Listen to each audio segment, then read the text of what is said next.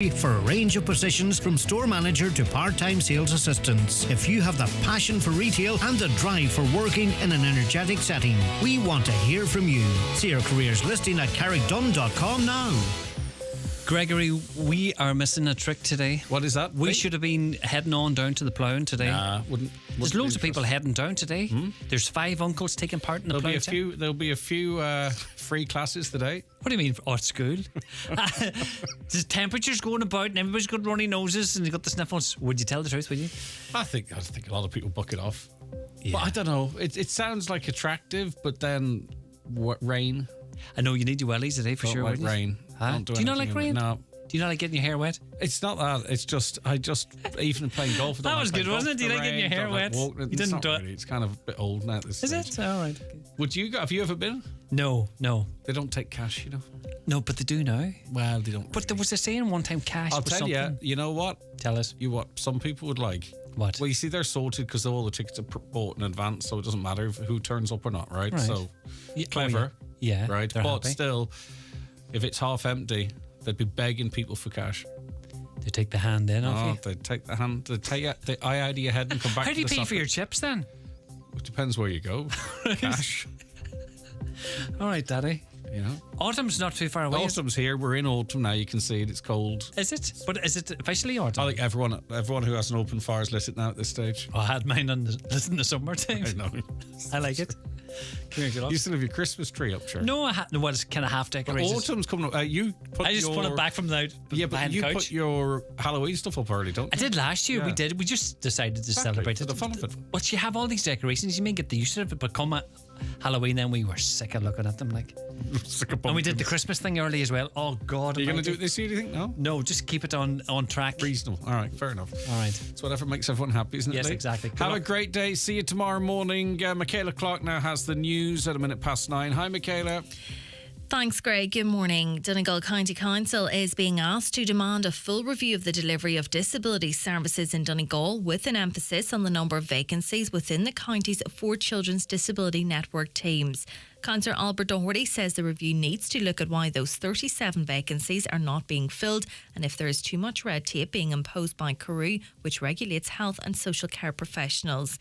It was claimed last week that bureaucracy is making it extremely difficult to have qualifications from Northern Irish courses recognised here, and that means many people in Donegal who studied in Derry cannot work in the service. Last week, Minister Anne Rabbitte walked out of a meeting regarding a school in Cork because the HSC wasn't doing enough. Councillor Albert Doherty wants the same level of commitment here. And I believe that this delivery of services, particularly in Donegal, must also merit a review. There's an issue to be investigated here in Donegal. I hope the members will support me and press for a review. That void has to be filled, and a review can only assist. Sinn Féin says serious questions need to be answered following spinal surgical incidents at Temple Street Children's Hospital in Dublin. It's emerged 19 children suffered significant complications after surgery, with senior hospital management made aware of patient safety concerns in late 2022. The HSE has appointed a UK expert to lead an external review of the clinical care provided by one consultant who is currently not conducting surgeries. Sinn Féin's health spokesperson David Cullinan says the facts must be established as quickly as possible. There are obvious questions that the families will have and that wider society will have, which is how long was this consultant carrying out procedures at the hospital, and what time period does his or her work at the hospital cover, but also how was something like this missed for so long. There's much concern in Castlefin over the proposed erection of a telecommunications mast.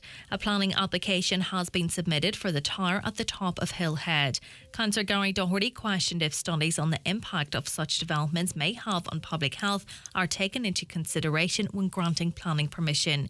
He's urging people to make their concerns known in terms of the county development plan also, which will set out the council's policies for the coming years.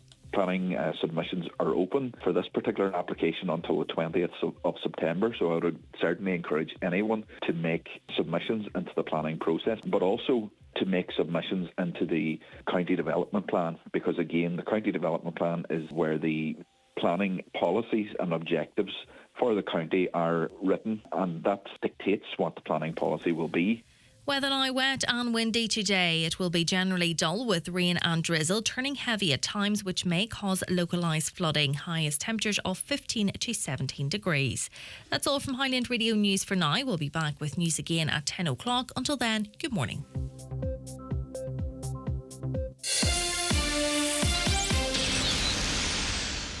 Join Disney Plus with our biggest offer ever for only $1.99 per month for 3 months. Watch this! Blast into the latest blockbusters with Guardians of the Galaxy Volume 3. The galaxy still needs its guardians. Pixar's Elemental. Elements don't mix. And exclusive series like Welcome to Wrexham. It's just like nothing else. For a limited time only, $1.99 per month for 3 months. Think you know Disney Plus? Think again. Offer ends September 20th. Must be 18 plus without an active Disney Plus subscription. After 3 months, auto renews at then current monthly premium price of $10.99 until cancelled. The county's #1 talk show, the 9 till noon show on Highland Radio. And now, it's time for the talk of the Northwest, the 9 to noon show with Greg Hughes on Highland Radio.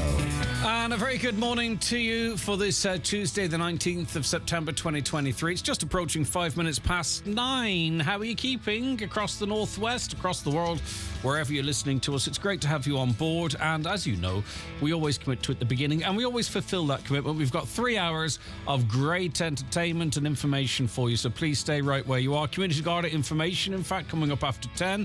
And we're going to be chasing up a few stories we've been covering over the last wee while as well.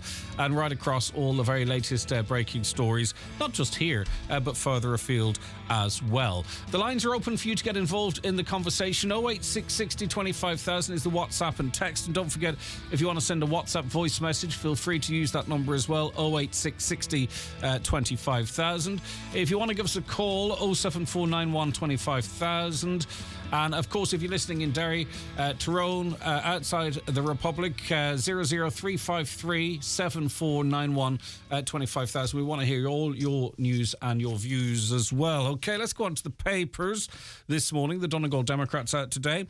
The staggering revelation that no Central Rivers agency is in charge of Donegal Rivers came up at the September monthly meeting of Donegal Municipal District and emerged after what initially appeared to be a fairly simple request by Councillor Michael McMahon to get a hand to clear the rubble and reeds at the mouth of the Bradog River in Bundoran. As the discussion arising from the motion continued, Councillor Micheál Naughton added that he had encountered the same problems trying to address river issues pertaining to the Termon River in Pettigo. It's a big issue in every town and village, he told the meeting. Acting Area Manager for Road and Transportation, Mark Sweeney, explained that the whole area of rivers, their management and who was in charge was an ongoing issue as the council effectively had no authority over them. And we've been down this road ourselves on a number of occasions. OPW versus there's about 3 or 4 agencies. And again, just to remind us, and going back 50, 60 years ago, there was a lovely little office in Donegal town, and we spoke to a person that used to work in it, and it coordinated all of that between landowners, the council, OPW, all other vested interests to keep our rivers and waterways clear. Which has a lot of positives, obviously, in terms of flood mitigation and the health of the rivers, drainage, all that type of stuff. We've gone backwards. Now no one seems to take responsibility.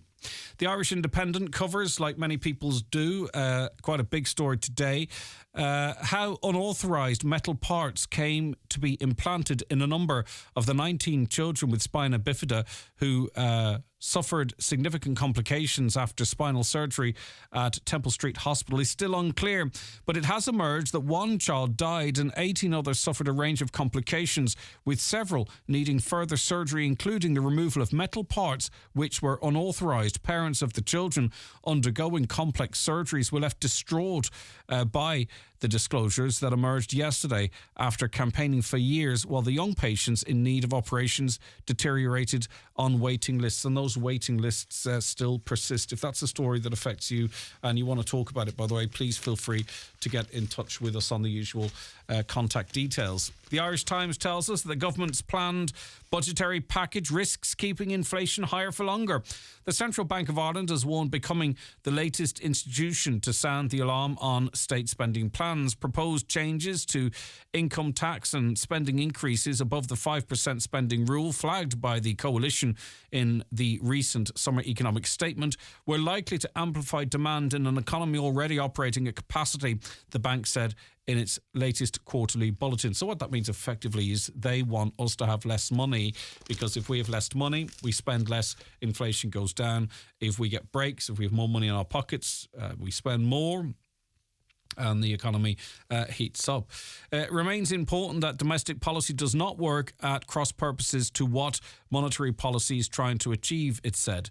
In 2021, the government said it would not increase spending by more than 5% each year. However, it has moved to drop that rule amid the cost of living and housing crisis. Spending on infrastructure, I don't think is as big a deal, but targeted supports, I think, would be broadly welcome.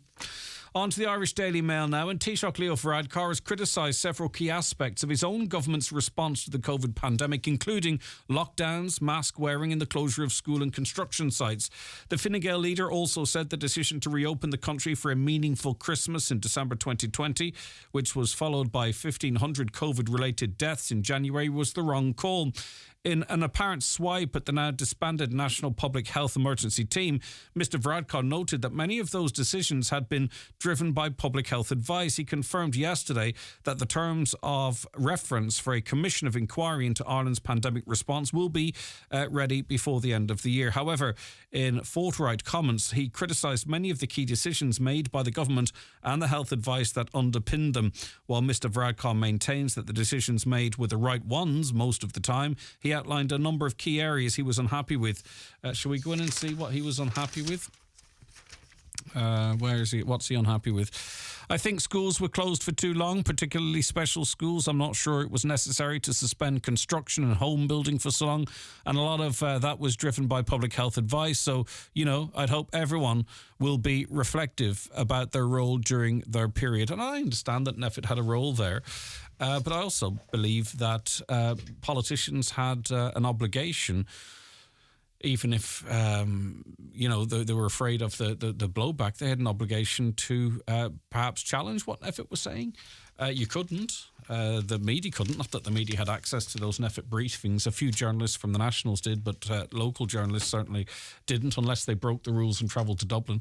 They were effectively locked out of that, despite commitments on this programme from senior ministers and government leaders that said they would have remote access. But anyway, be that as it may, I do think politicians could have sought alternative advice and said, look, we've been speaking to such and such, or this is happening here, NPHET, are you sure what you're doing is the right thing to do, and so on and so forth. I don't really feel you can completely just wash your hands and said, well, we made the decisions because NPHET told us. Or maybe you believe that is the case. 086 60 25,000, 086 60 25,000. The Irish this Irish Sun, they call it, don't they? A crime helpline set up saw an almost threefold increase in revenge porn calls last year. The Crime Victims Helpline, available on 116006, launched its annual report yesterday. Some 109 calls about non-consensual sharing of intimate images were made last year, compared to just 29 in 2021. Justice Minister Helen McEntee said, in late 2021, my department launched an awareness campaign to highlight that such action were now a crime under COCO's law, the Harassment, Harmful Communications and Related Offence Act. So 109 people rang up to say that they were threatened with or had their intimate images shared without their consent. On to the Star this morning. Russell Brand's facing a police probe after a new woman came forward to report an alleged sexual assault. The Metropolitan Police said it has received an allegation of sexual assault in Soho, London, 2003. The 48-year-old comedian and actor was accused of rape, assault and emotional abuse between 2006 and 2013 over the weekend. Brand has strongly denied the allegations, which also include claims of controlling abuse and predatory behaviour. I mean, he did go out with a 16-year-old. I mean, that in and of itself would make me a little bit cautious of defending him. I mean, a man in his 30s going out with a 16-year-old girl is and his mate was as well at the same time. That's at the very least questionable. Is actually sparking a conversation in Britain as to whether or not the age of consent needs to be risen at 16 years of age.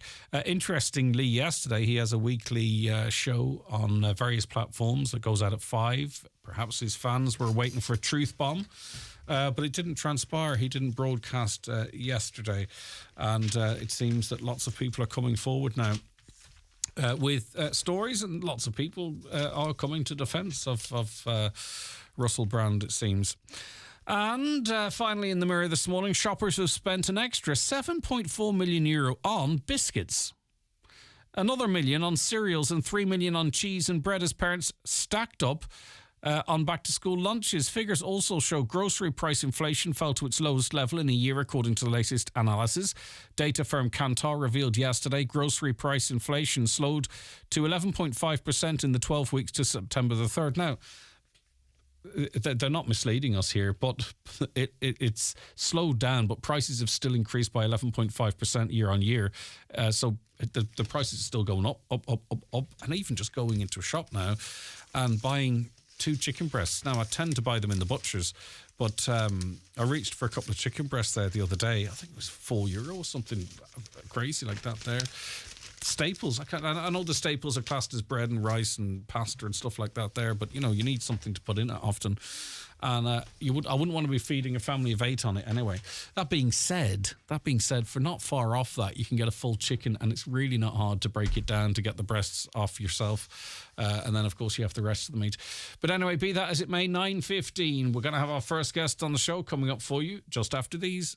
The newspapers are courtesy of Kelly Centra Mountaintop Letterkenny, the 2022 C-Store National Off-Licence of the Year.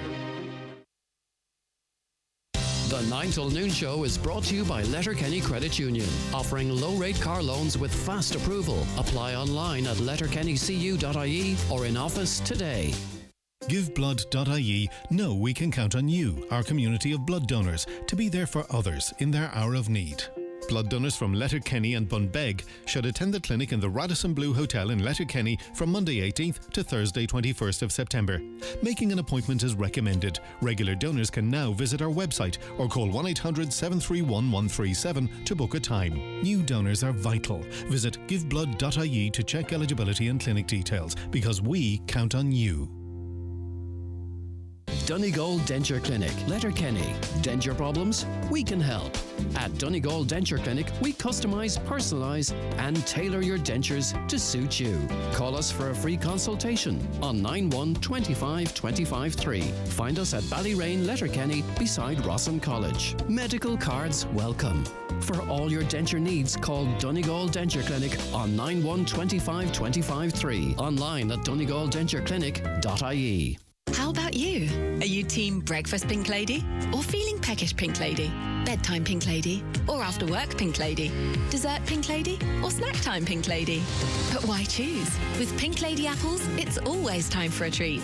Meet Pink Lady apples at the ploughing from the 19th to the 21st of September and try to win a trip to France. Bigger really is better when it comes to great value in TVs at Ben Sweeney Euronics. Raymond Sweeney here to tell you about some of our big screen TVs, like the LG 55-inch Smart TV for $529 with a free LG X-Boom portable speaker worth €200, or the LG 65-inch screen for $649, and the amazing 70-inch model for just $749 while stocks last. Get the screen you've always wanted for less right now at Ben Sweeney Euronics, Port Road, Letterkenny, and the shopping centre, Dunlow. Highland Radio time checks with Expressway. Travel Route 32 from Letterkenny to Dublin when you book online and travel for less. Expressway, bringing you the time at... It's at 9:17 now. Yesterday we spoke to Mum Emma, who was at the Bernard McGlinchey Town Park. It's the town park down opposite the hospital there in Letterkenny for those outside of the town. And it was quite a disturbing story of a toddler, a 3-year-old being approached by a man, the toddler said so, and handed sweets. There was also sweets left on top of a slide down there with a note saying, for kids from Santa. And this is off the back then of another conversation we had with another lady who was in the park with her children and observed a man seemingly interfering with himself. That was a couple of weeks ago. And since then, other people have said they've had experiences as well. So something's going on. Now, I know this is a topic that has got a lot of conversation going amongst local councillors, which is very useful because this is one of the areas where they can have some influence in providing some security down there. Grania joins us off the back of that story. Grania, good to see you. Good morning to you. Yes, good morning, Greg. You were down the town park yourself and have some observations. Yes, after listening to Emma, who made a very good move, the way she treated the incident, I thought she was wonderful. She listened to her toddler, which, of course, as you know, when they're that age, they never stop talking. And you're inclined sometimes not to listen. And she did listen, and she questioned him very sensibly, which was wonderful. I immediately went, in the next half hour, I went over to the park because I live quite near and I often walk there. And I decided to look at the perimeter from the St. Connell side, because the playground backs onto that path that leads over to the vestry at St. Connell's, and there's just a short bank up to the car park.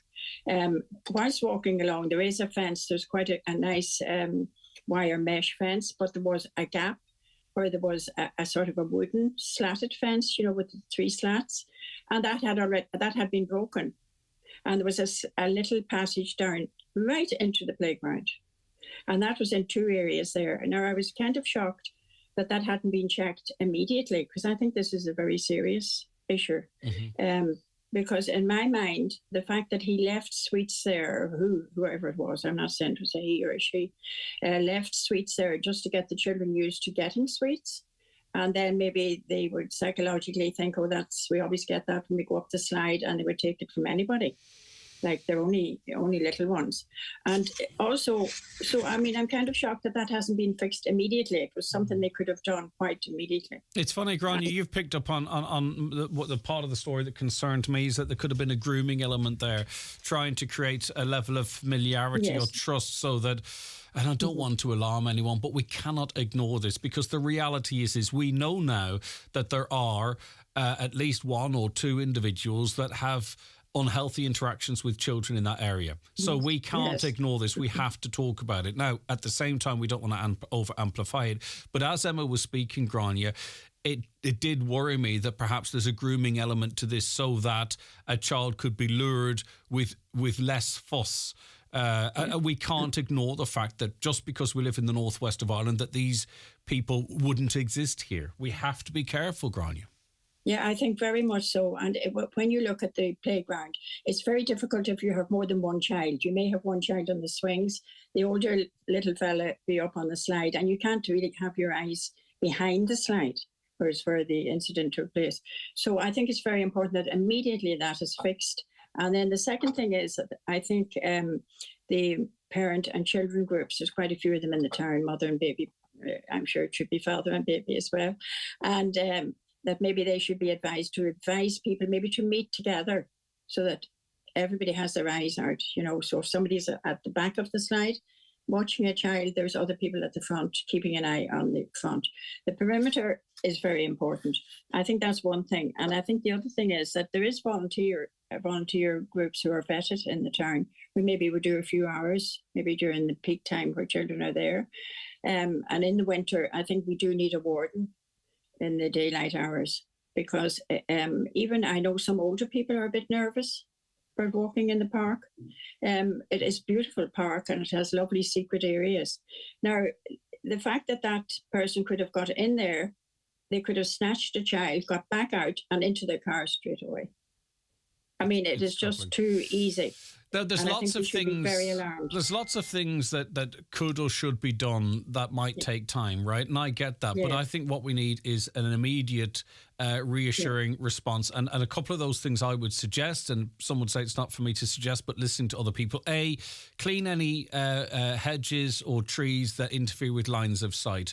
B, ensure that the perimeter is secure. And C, even the local community garden perhaps could do 1 or 2 or 3 patrols around the park per daily. So even those 3 things there are cost neutral effectively. They won't cost a great deal of money, but they might sort of counteract some of the fear that's there at the moment. And then, of course, we need to talk about wardens and more long-term stuff, Grania. But I think we need some exactly. And I think also responses. to advise mothers, if they're in there with their children, to talk to the other mothers, be part of the community in there, because the old African saying, it takes a village to raise a child. We all should have eyes out for these sort of things.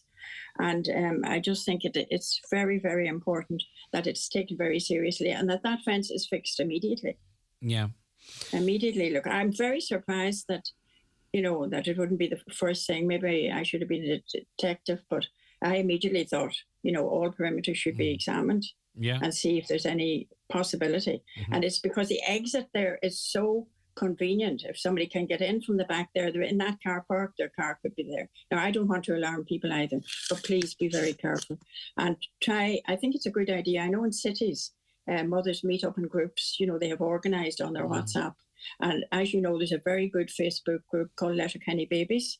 And I'm sure that group maybe could take something and take a part in this and connect mothers who can meet up, or fathers, with the children. But I think it's very important, and we all need to keep our eyes out in the park. No, I get you, but I think basically we live in a safe part of the world.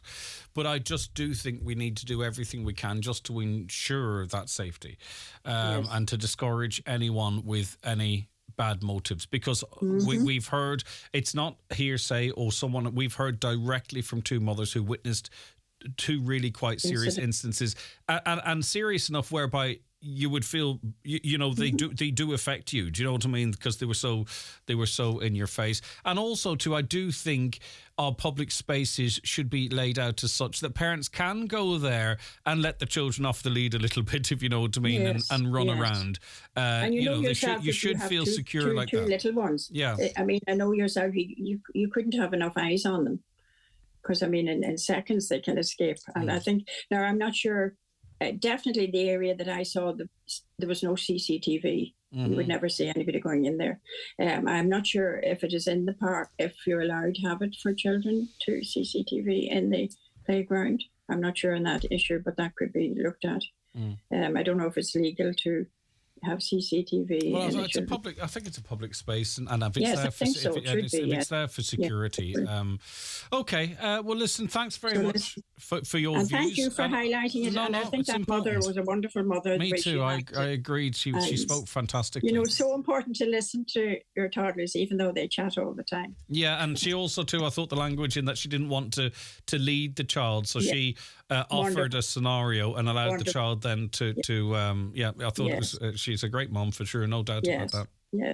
Okay. Grania, thank you. Have a lovely day. Take care of yourself, okay? No, we're happy to highlight it. A caller says people use the park as a shortcut from Whitethorn to High Road. That is a path to Whitethorn. Okay, now I don't know the exact geography of it, unfortunately, so...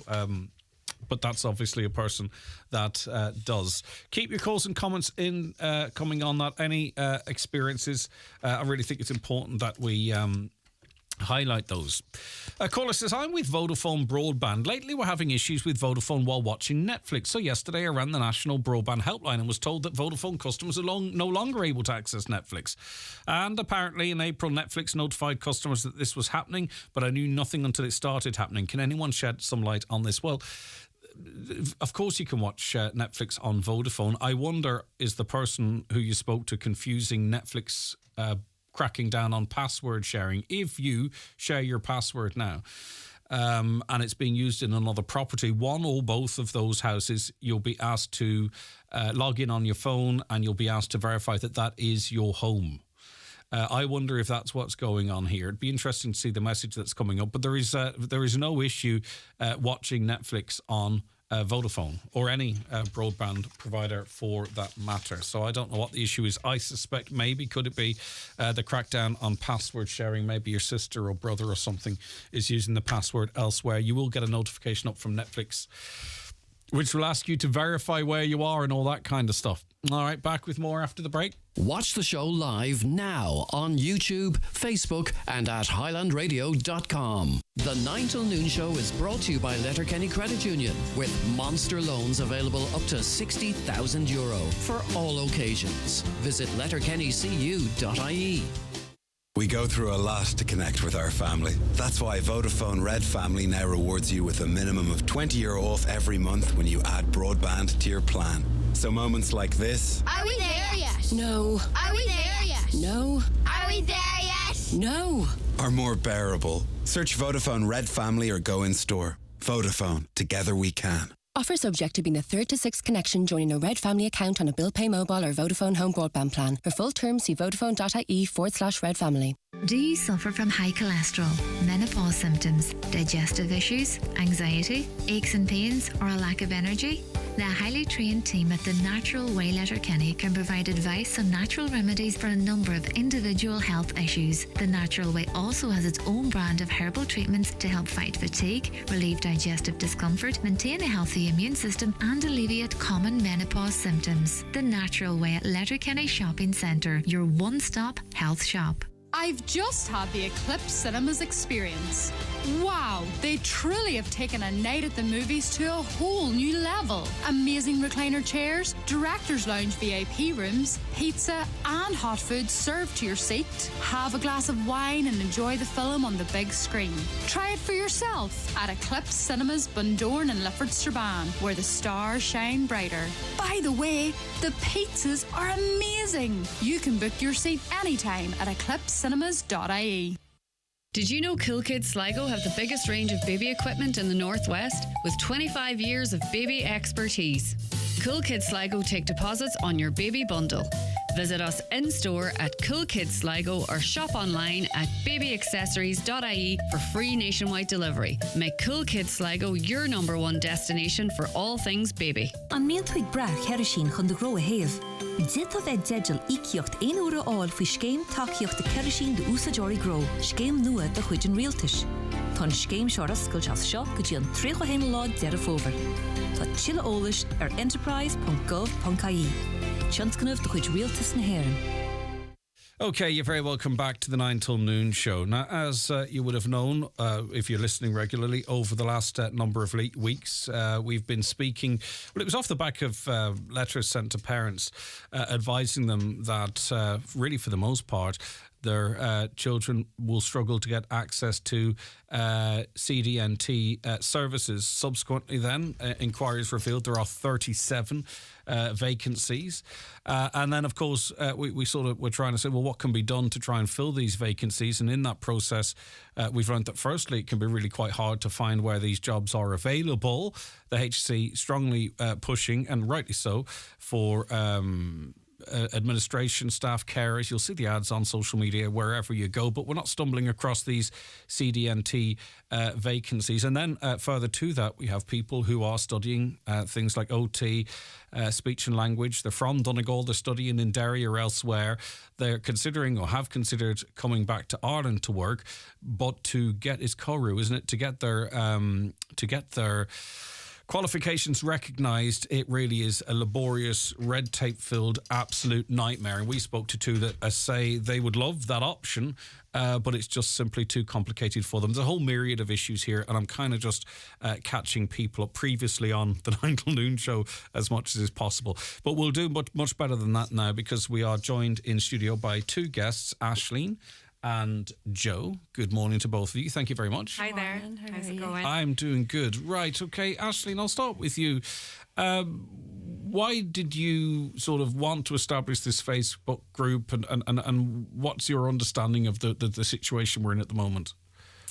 I started, I suppose, because I'm coming as a parent of a daughter that has autism. She was privately diagnosed in 2020. At the beginning, it seemed hopeful. A few services were available. The CDNT was developed, and they decided to segregate children in different areas, and we were put in with East Donegal.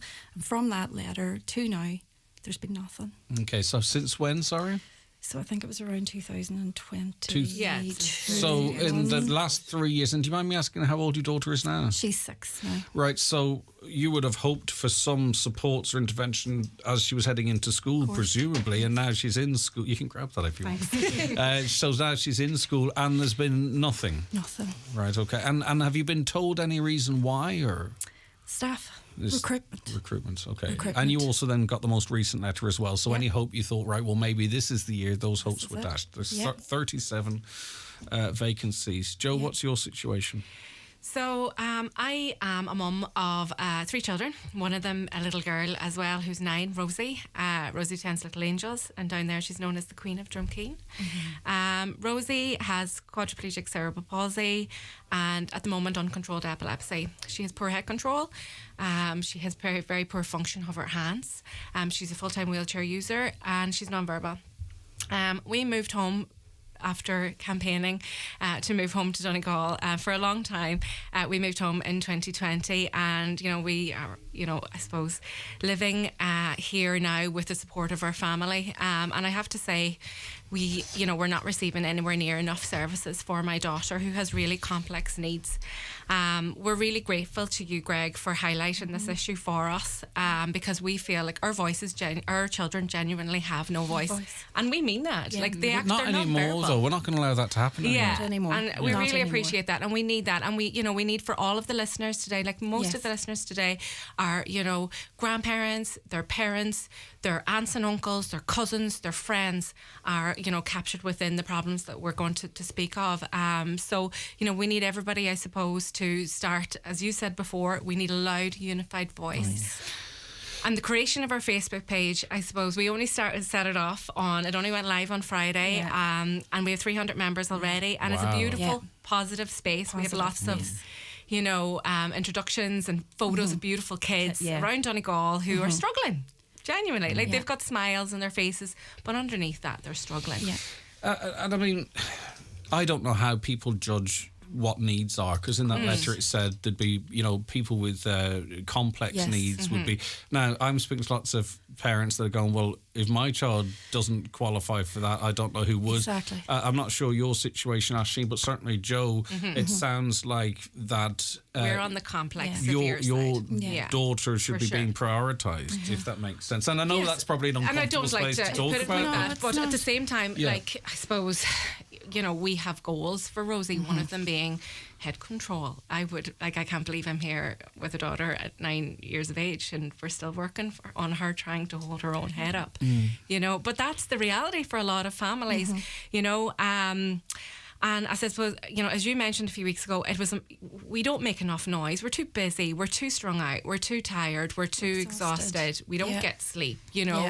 We have other children in our families that we have to be mummies and daddies to, so there's only so much of us that can stretch. But you were right, like we needed to come together. So hopefully this Facebook page has done that. It's important for us to say it's a closed group. It's for parents of all children, regardless of your disability, regardless of your age. If your child is an adult, they're still your child. Regardless if your child has a diagnosis or not. Disability is a very varied thing, and as you said, there's the kids that maybe need to prioritise and the kids that maybe don't fall into that bracket. But at the end of the day, we all have something in common, and that's that we're not getting enough. We're being ignored, and parents shouldn't feel like they have to jockey for position. We want everyone to be absolutely. But already, what you have achieved, excuse me, is a united voice of 300 people. Yes. Now, that's a big difference to you writing a letter to a TD. Exactly. You've a group that you're representing 300, and hopefully from conversations like this, that will grow. That starts to become hard to ignore. Exactly. Especially coming into elections. And even if we're talking CDNT, there are probably around 1,100 kids captured under CDNT in Donegal, and that's just CDNT. You've got primary care, kids with difficulties, kids with challenges. You've got adult children that are in adult services. So I suppose this is our rally call, Greg, to get people behind us, to get people engaged with us. Our purpose of our page is twofold. First purpose is, so that we can effectively advocate for our children, which we haven't been able to do in the past. The second purpose is we've all lived experience. We can help and support each other, and that will be invaluable for parents. Like, where do I access XYZ? How do I get this? How do I get that? Well, if someone got the child gets a diagnosis today, and they may well do, it happens all the time. Like, where do you go? Who do you speak? What happens next? What how do I get this or that? Or you know what I mean? And it's just really important for us to talk to again about how time sensitive this is, Aisling, in that we know how quickly people can come on, how kids can come on once they get in the right services and all that, and we want them to be able to, dependent on their circumstances, to function in the class the same as, you know what I mean, to hit the milestones when they can hit them and all that type of stuff. But every year lost in those formative years, do you know, it must be, and I can only imagine at this point, and who's to say what might happen in the future, actually, that it's incredibly frustrating because all we want is the best for our child. Yeah. And it must be really, really hard. It's lonely. It's lonely. It's scary. Yeah. You know, they drum onto early intervention is key for the outcome of your child later on in life. Well, we don't have early intervention. So what are we meant to do? We are told daily there's recruitment issues. That's not going to help my child now. No. So what's the solution? Think outside the box here. So we have a big opportunity, Greg, and that's another thing that we wanted to talk about today. There is a meeting taking place on the 16th of October. Aisling, myself, and another friend of ours, Lisa, who's listening today and who can't be here because of caring responsibilities. Lisa and ourselves, we're aware of a meeting taking place between our elected TDs and HSE management on the 16th of October in Letterkenny. As far as we're concerned, we feel like that meeting is a waste of time unless our kids' voices are heard. Okay? So what we're going to be doing is we're going to be surveying parents. Those surveys will start going out tomorrow. They're going to go out mainly through a Facebook page, but if there are parents out there, and this is to all the listeners, if you know of somebody out there whose child is in CD&T and they are frustrated with the services, please ask them to get in touch with us either through Facebook or through our Gmail, our email, which is snpndonegal@gmail.com. I'll repeat that later, because I'm not needed here at all. No, you're not. Don't think I am either. Do you want to go for coffee? We'll leave her. We'll come back in a couple of hours. Just push that red button. When you... Do you know what? I love it. Yeah, I love it because it's so we're passionate. It's but it's so powerful. Do you know what I mean? And it's the ship's being steered, and and I think it's fantastic. Let me tell you about this survey, and this is a really important point that we want to get across today. And you mentioned recruitment a lot. This survey is going to have two main focuses. The first one is, where do you live? First of all, what CD&T team do you fall under? What do you need and what are you getting? That's point one. You know, we pretty much, the HSE, I feel, know that. Yeah. But the second point is even more important. We're talking about recruitment, but it's not just recruitment, Greg. Staff engagement is at an all-time low in the HSE with CD&Ts. People are leaving every day. Yeah, that's the problem, you see. You know, and these, if you've got an issue of recruitment and inability to attract staff engagement, poor morale on the teams, and then people leaving, those issues are going to take years to resolve. We need to then talk to those staff that are currently working and overstretched at the moment, because I've tried to clarify on a couple of occasions that, we know that you need more support. We know you're under pressure, and it's the same in CAMS. It's not a criticism of the service that's being provided. It's who can access it. Yeah. They need 37 colleagues minimum. Minimum. Imagine working in those conditions. And I suppose what we want to get across in the survey as well is what can be done for you now. What can be done? So things like, if you can't offer me an appointment in Donegal East for physiotherapy, offer me an appointment in Dublin. Offer me an appointment in Monaghan. Offer me an appointment. Like, I'll go to the ends of the earth for therapy for my daughter. Offer me something.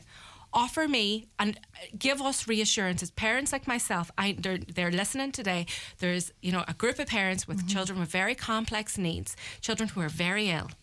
The sickest children in Donegal and their parents are listening today, and they're terrified about equipment provision. Who's going to support their child get a wheelchair that fits them? Who's going to support their child with postural management tools? Things like hoists, things like seating systems for children like my daughter who can't sit independently. Who's going to support children with the provision of communication devices to help them communicate? Because the HSE hasn't told us that. And I know of children waiting at the moment who are in wheelchairs that are too small for them and that are in pain right now. We've heard What's going to happen with that equipment? Next then is, if you can't offer me therapy somewhere else, then we all access private therapy. Provide us with support to access that. We all have cost of living pressures.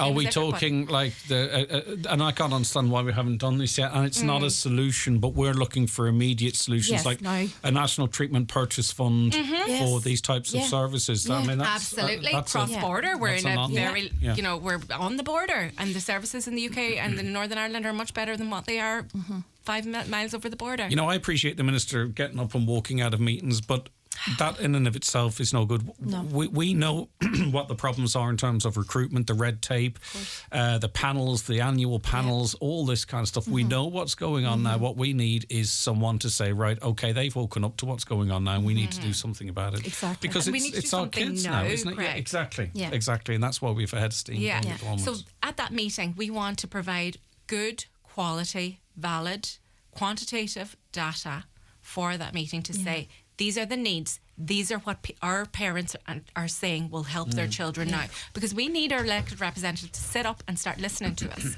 We need them to start listening to us and to be the voice of our children. Because I'll be frank with you, they've been very quiet. Very quiet. They've been very quiet. Very quiet. So we really do But need everyone's that. fighting their individual battles, you see, and where do you that's find the what's- space? You know, like, Exactly. where do you find the space? Because the fight's been taken from a lot of people. There's people who've been at this for That's years. where we're at. Absolutely. You It's are, exhausting. Yeah. You know. Yeah. Caroline, do you have that statement from the Minister again on that? It's. I'll tell you what it is. It's alphabet soup, but I just want to reference it. Right, carry on. So now the people are coming in here, and I actually sort of getting a sense of comments that. A fire is being lit. Has to be. If you get where I'm coming from, Hopefully. where's the link? What can we do? We need help now. Yeah. You know, I'm sort of getting that. Oh my word, is this long? There's an essay for you to read there. Yeah. Right.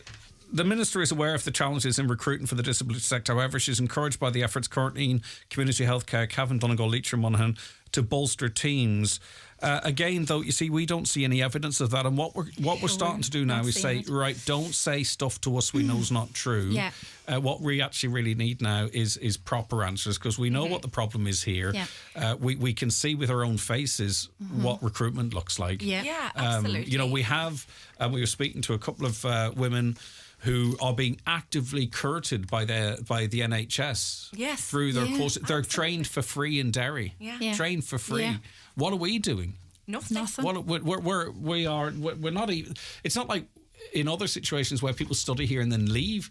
They're actually just leaving. They're just leaving. And they can't come back with No. their qualifications. And that's our fear. The short term, there's nothing happening short term, there's nothing happening medium term, and there's nothing happening long term. And look, if you look at the CEO results a few weeks ago, Greg, for physiotherapy, you were talking over 550 points. Those class sizes are tiny. So we're not even trying to increase capacity long term here. CDNTs are trying to attract new graduates into CDNT's posts by developing contacts and links with training colleges and supporting clinical education placements. Well, as far as I'm aware, there's a couple of students, and fair play to them. I think it might be speech and language. They're studying in the ATU just down the road from here. They're already associated to another area outside of Donegal. So again, So stop we've lost feeding us stuff. Yes. Do you know what I mean? Give us solutions. Yes.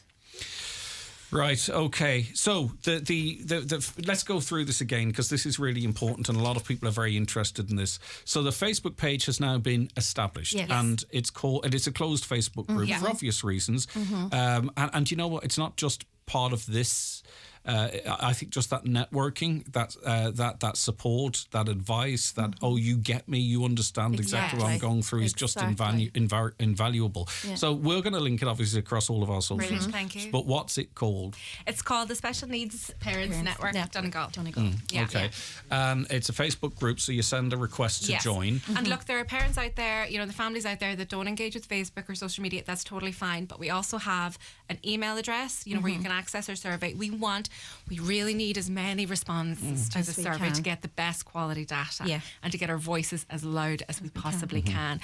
So, so our Gmail page is, our Gmail account is snpndonegal@gmail.com. The other thing, Greg, that we didn't mention, just in terms of solutions and things that possibly the HSE can do for us short term, is we have a crisis in CDNT. It's in black and white. It's so depressing to see it officially in black and white. We've known it for years, but now we've got an actual piece of documentation to prove it. Why are they not redeploying staff from other areas and incentivising? Because we know that when the CDNTs were created and when the primary care and CDNTs were split, they actually incentivised therapists to move out of CDNTs, out of disability and into primary care. So why can't we reverse that and get that talent back? It's an immediate crisis, Aisling. Immediate. Do you know, this is, and all the time, because parents are feeling like that's 3 years I've lost, that's 4 years I've lost, that's 5 years we've lost. Yeah. And then you're looking, I mean, one mum was talking to me about just a simple verbal interaction that she'd waited for so long to get. And that come off the back of three, now it's not going to work like that for everyone, but 3 speech and language sessions. And then that was it. There was nothing there. And then the child regressed there afterwards. So that was how quickly, in their case, that child responded to it. So listen, if you're out there, and some might say it's easy for me to say, but we never know what's in front of us either. But if you're out there and you feel tired and jaded because you're going through this, just get the energy together to join this group. Yeah, absolutely. And then go through the posts and then see how you feel, and then see if you're invigorated, and then if you see, right, I am not alone. We've got a united voice here. Absolutely. There's loads of work to be done. There's loads of possibility here. Like, we have a respite crisis in Donegal. We have parents who, you know, they're not looking after their own health because they can't. They have no one to care for their kids or their adult children who have disabilities.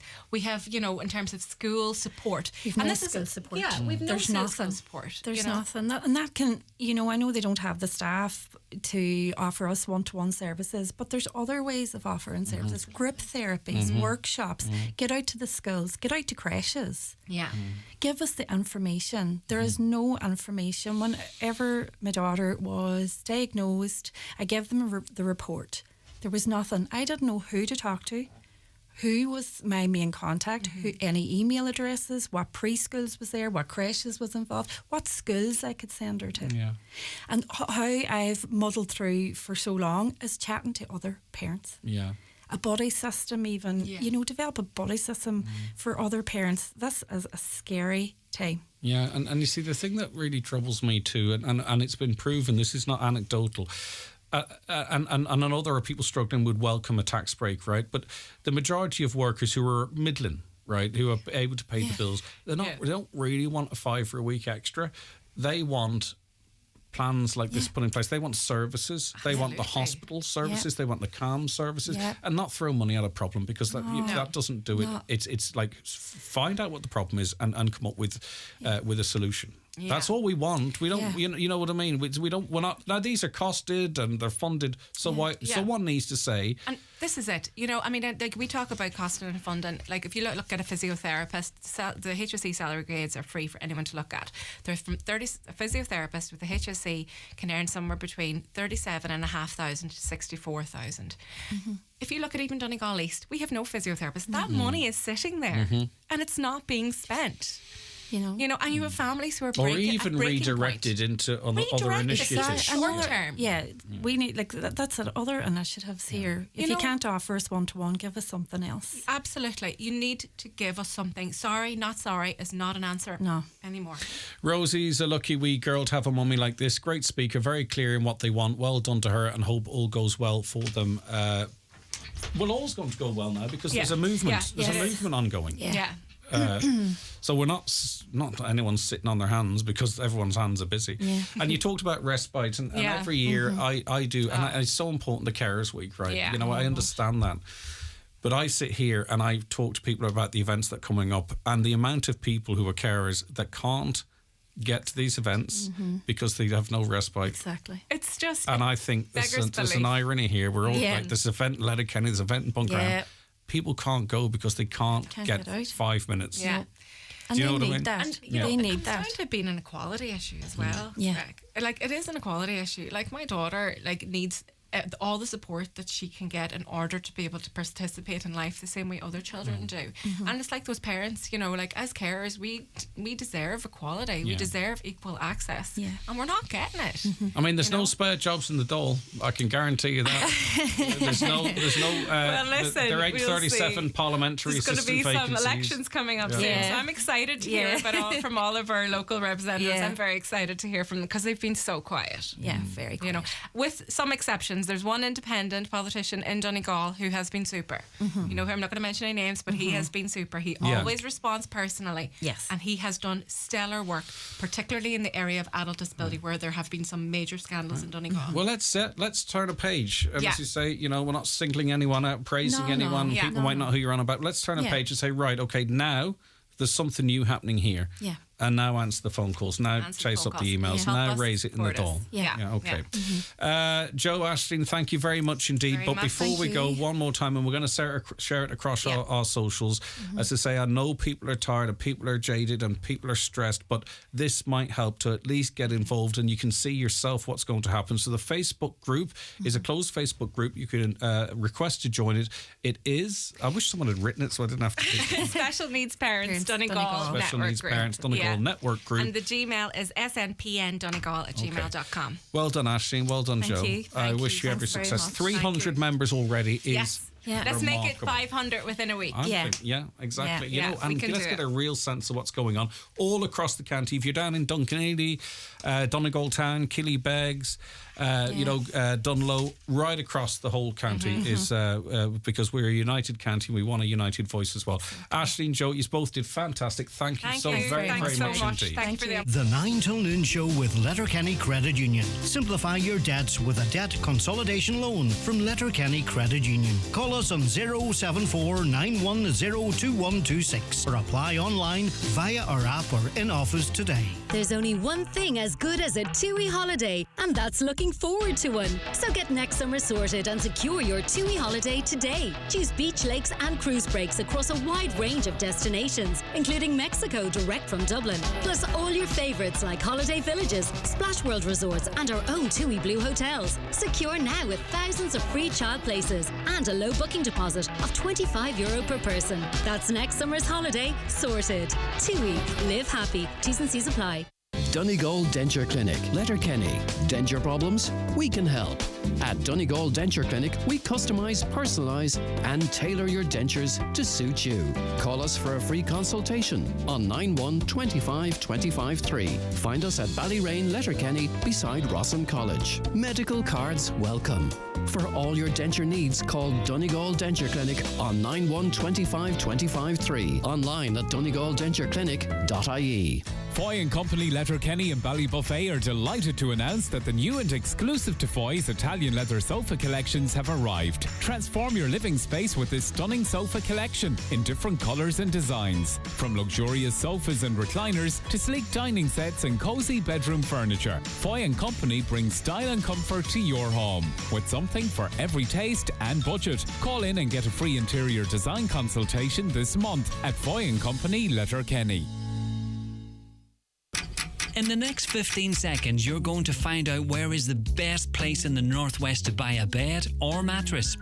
It's Restex Beds and Furniture Mountaintop, Letterkenny, where comfort meets style.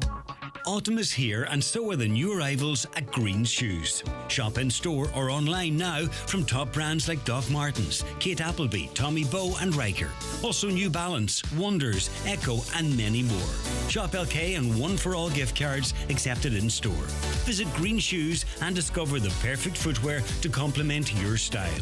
Green Shoes at Market Square, Letterkenny Shopping Centre, Fulcara and online at greenshoes.com. Okay, thanks again to Aisling and Joe, two really powerful parents, and that Facebook group already 300 members. Isn't that remarkable? And it's going to grow hopefully significantly off the back of that conversation. And we'll link it on our social media. I'll stick it up on my Facebook as well a little later on, of course. Only 116 rank and file Gardaí out of around 14,500 total GRA membership voted confidence in the Commissioner. That's 0.008% vote of confidence in effect. So why is the Garda Commissioner still in his position today? Because the AGSI haven't voted no confidence in him. The body that's responsible for hiring Gardaí have given their confidence to him. The government have backed him, and the Minister for Helen McEntee, I always forget that lady's title. She has backed him as well, so he's relatively secure in that position. All right, coming up a little later on. By the way, if you want to have your say on that last conversation, you know the text number. You can also send a WhatsApp voice message as well to 086 60 25,000. We're coming back after 10 o'clock with Community Garda information, where you hear the latest appeals and information from An Garda Síochána first here. And don't forget, you can watch the show live on YouTube, Highland Radio Ireland. News with Michaela is coming up just after this short break. The 9 till noon show with Letterkenny Credit Union, now offering mortgages from €40,000 to €600,000 with no hidden fees or transaction charges. Letterkenny Credit Union, 9102127. Donegal Denture Clinic. Letterkenny. Denture problems? We can help. At Donegal Denture Clinic, we customise, personalise and tailor your dentures to suit you. Call us for a free consultation on 91 25 25 3. Find us at Ballyrain, Letterkenny, beside Rossin College. Medical cards welcome. For all your denture needs, call Donegal Denture Clinic on 91 25 25 3. Online at donegaldentureclinic.ie. Have you heard the news? Carrickdon is coming to Donegal. The new store will be in the heart of Buncrana, featuring irresistible fashion, jewellery, accessories, gifts, homewares and much more. Recruitment is now underway for a range of positions from store manager to part-time sales assistants. If you have the passion for retail and the drive for working in an energetic setting, we want to hear from you. See our careers listing at carrickdon.com now. Well, Grace, how are you today? I'm good. I've just been down to the Made to Measure Fireplaces showroom in Creasla. They have an incredible selection of over 40 colours for kitchen worktops. And guess what? For a limited time, they're offering a 40% discount on any electric fire when you purchase a worktop there. 40%? That's an amazing deal, Grace. Absolutely. And trust me, if the discount alone doesn't sway you, their huge selection of fireplaces, stoves, wood pellet burners, beams and stone cladding certainly will. Contact Made to Measure Fireplaces Creasla on 074 91 38 365 on Facebook, Instagram and on mtmfireplaces.ie. Remembering Joe Dolan, the 15th anniversary tour, coming to the Millennium Forum in Derry on Sunday the 8th of October, featuring members of the Dolan family and members of the Joe Dolan Band. Book now at millenniumforum.co.uk or call 04871 264455. Live, on air, online and on the Highland Radio app. This is Highland Radio News. Good morning, it's 10 o'clock. Donal Kavanagh at the news desk. Donegal County Council is being asked to demand a full review of the delivery of disability services in Donegal, with an emphasis on the number of vacancies within the county's 4 children's disability network teams. Councillor Albert Doherty says the review needs to look at why those 37 vacancies are not being filled and if there is too much red tape being imposed by CORU, which regulates health and social care professionals. It was claimed last week that bureaucracy is making it extremely difficult to have qualifications from Northern Irish courses recognised here, and that means many people in Donegal who studied in Derry cannot work in the service. Last week, Minister Anne Rabbitte walked out of a meeting regarding a school in Cork because she said the HSC wasn't doing enough. Councillor Albert Doherty wants that same level of commitment to be demonstrated here. I believe that this delivery of services, particularly in Donegal, must also merit a review. There's an issue to be investigated here in Donegal. I hope the members will support me and press for a review. That void has to be filled, and a review can only assist. A group of parents in Donegal has taken the matter into their own hands and set up a CDNT support group. The Special Needs Parents Donegal Network Group is for parents or guardians of children with disabilities and additional needs in the county. They say the purpose of the group is to bring parents together so they can effectively advocate for their children and also peer-to-peer support. They have established a Facebook page which is gathering members on a daily basis. They want to see that grow. And on today's 9 till noon show, Joe, one of the organisers of the group, said a potentially important meeting is taking place next month and they want to ensure that the voices of service users is heard. We're aware of a meeting taking place between our elected TDs and HSE management on the 16th of October in Letterkenny. We feel like that meeting is a waste of time unless our kids' voices are heard. Mm-hmm. So what we're going to be doing is we're going to be surveying parents. Those surveys will start going out tomorrow.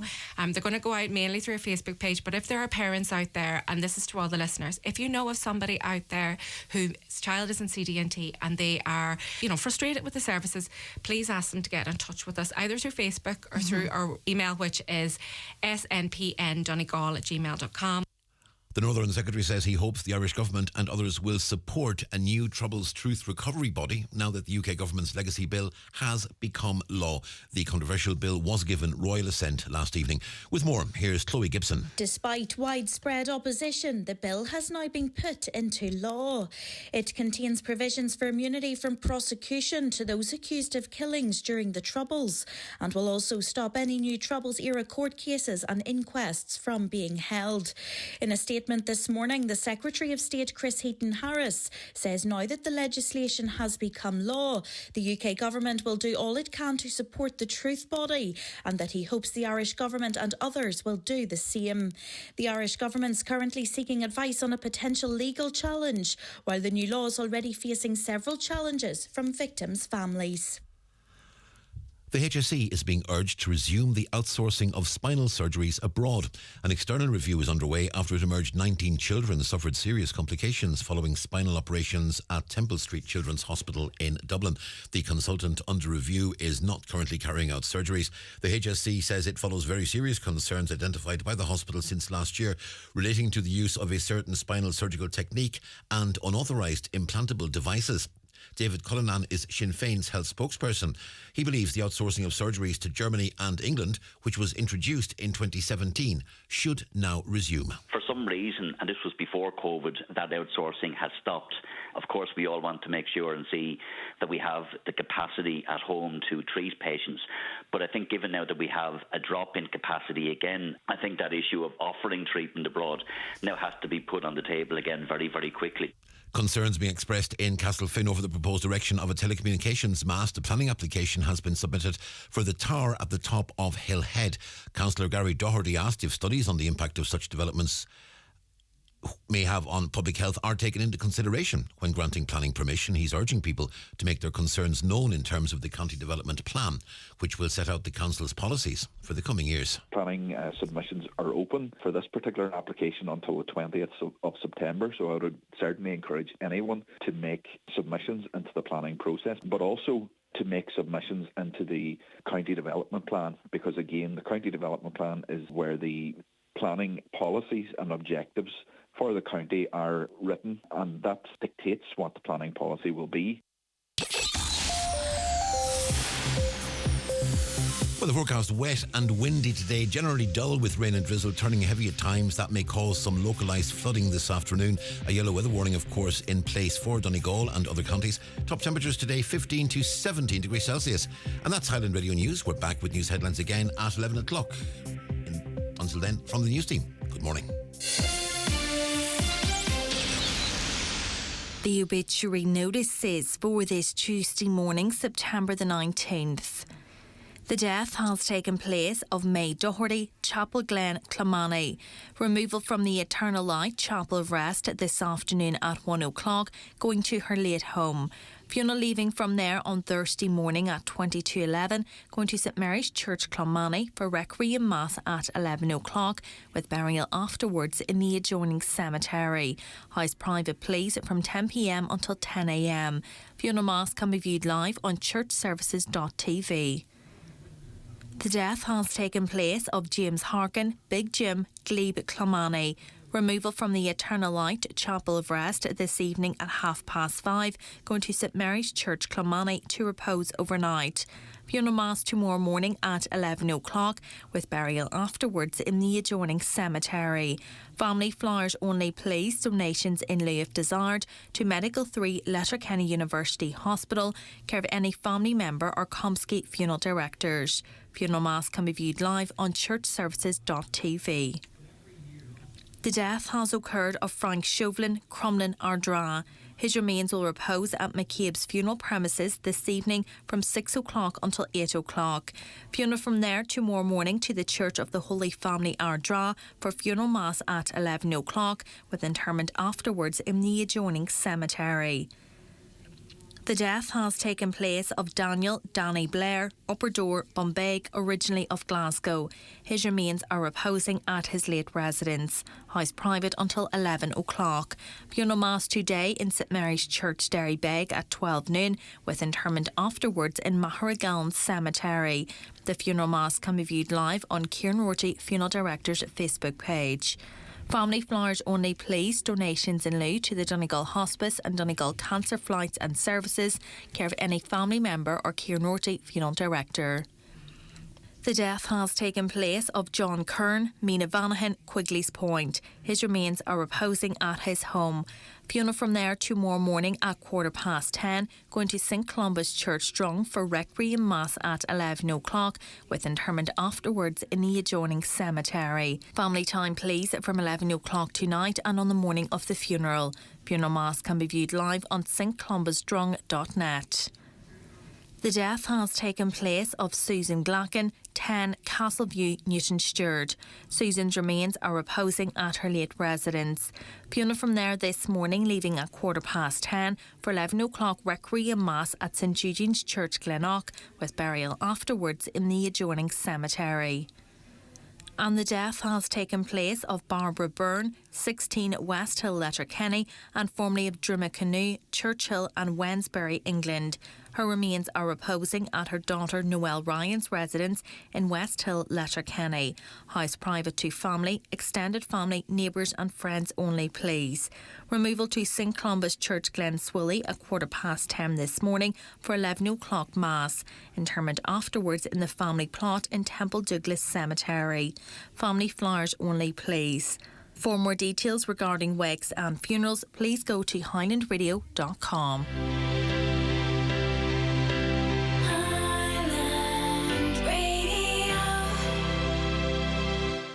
At Barry's Tea, every detail matters. Every leaf sourced from the world's finest tea gardens. Every careful selection from our master blender. Every measure and every stir.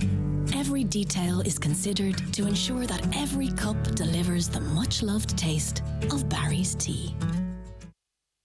The county's #1 talk show, the 9 till noon show on Highland Radio. And a very good morning to you. You're very welcome along to the programme. Good morning to Charlie in Edinburgh.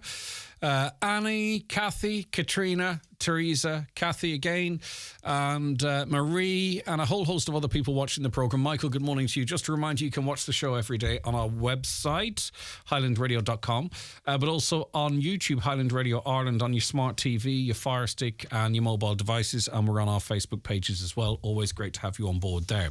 I was asked to mention this at this time, or is it a little bit early? Does it have to be exactly that time, Caroline, or should I'll do some other stuff first. Okay.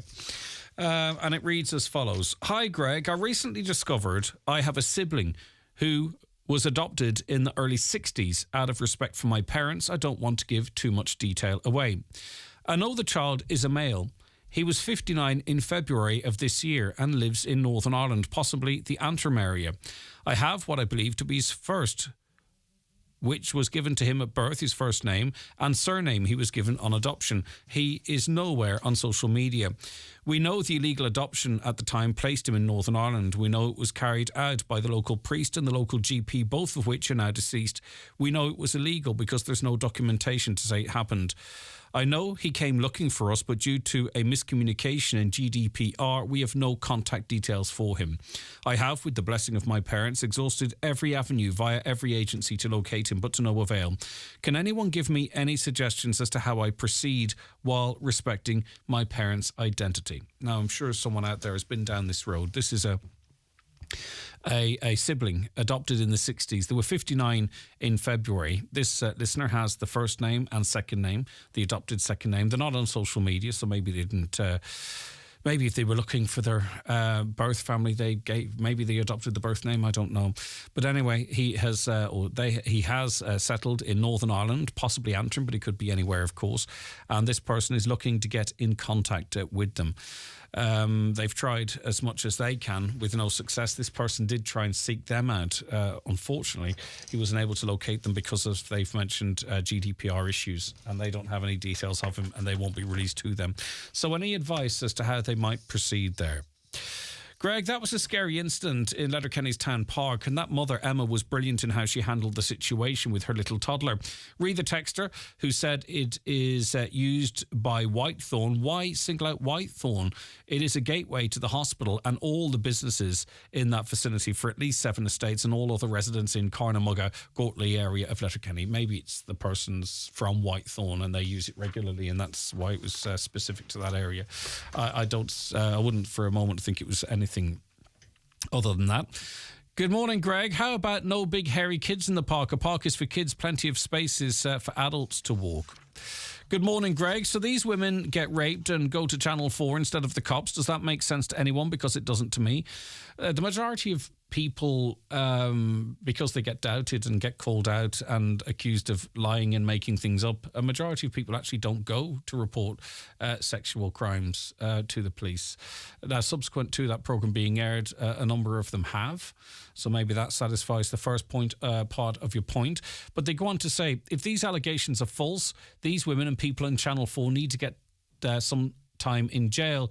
As he would have spent 30 years at least. We can't believe all women. We all know that women can be evil. To lots of men know that, but it's always the man who gets hammered and abused. Men's lives have been ruined. I understand where you're coming from, and you know the courts are a better place perhaps for these things to be sorted out. But you must remember that some of these women have come forward to people in the industry. He was very famous. They felt he wasn't being believed. Lots of people came forward. For an example, and I'm not associating Russell Brand with other people guilty of sex crimes, so Russell Brand isn't at this point. He denies all charges. And they did try and report people like Jimmy Savile and others, and they were rejected because the person was famous, so they weren't going to be believed. Channel 4 and the Times newspaper got testimony from 4 separate people. Now, Russell Brand publicly did go out with a 16-year-old. There's no secret to that. As it relates to the other accusation, I mean, that's not... He was accused in that relationship of controlling behaviour, sending a car from the BBC to go and pick up this child and what have you. That in and of itself, to me, is a little bit... not just a little bit, it's wrong, I believe. But anyway, it's not illegal. So there you go. And these 4 people came... They don't know each other. They came forward separately, or they were approached, or what have you. As I say, ideally, you'd want this to be done through the courts, but the courts have a history really of not pursuing these things very well, or the authorities, so I don't know. We shall see how it unfolds. I was expecting him yesterday to do his scheduled show and drop truth bombs, as he likes to, and provide the evidence that he had. He says he has witnesses that know that this isn't the case, so he has his own platform, 24 million followers. He hasn't used it yet.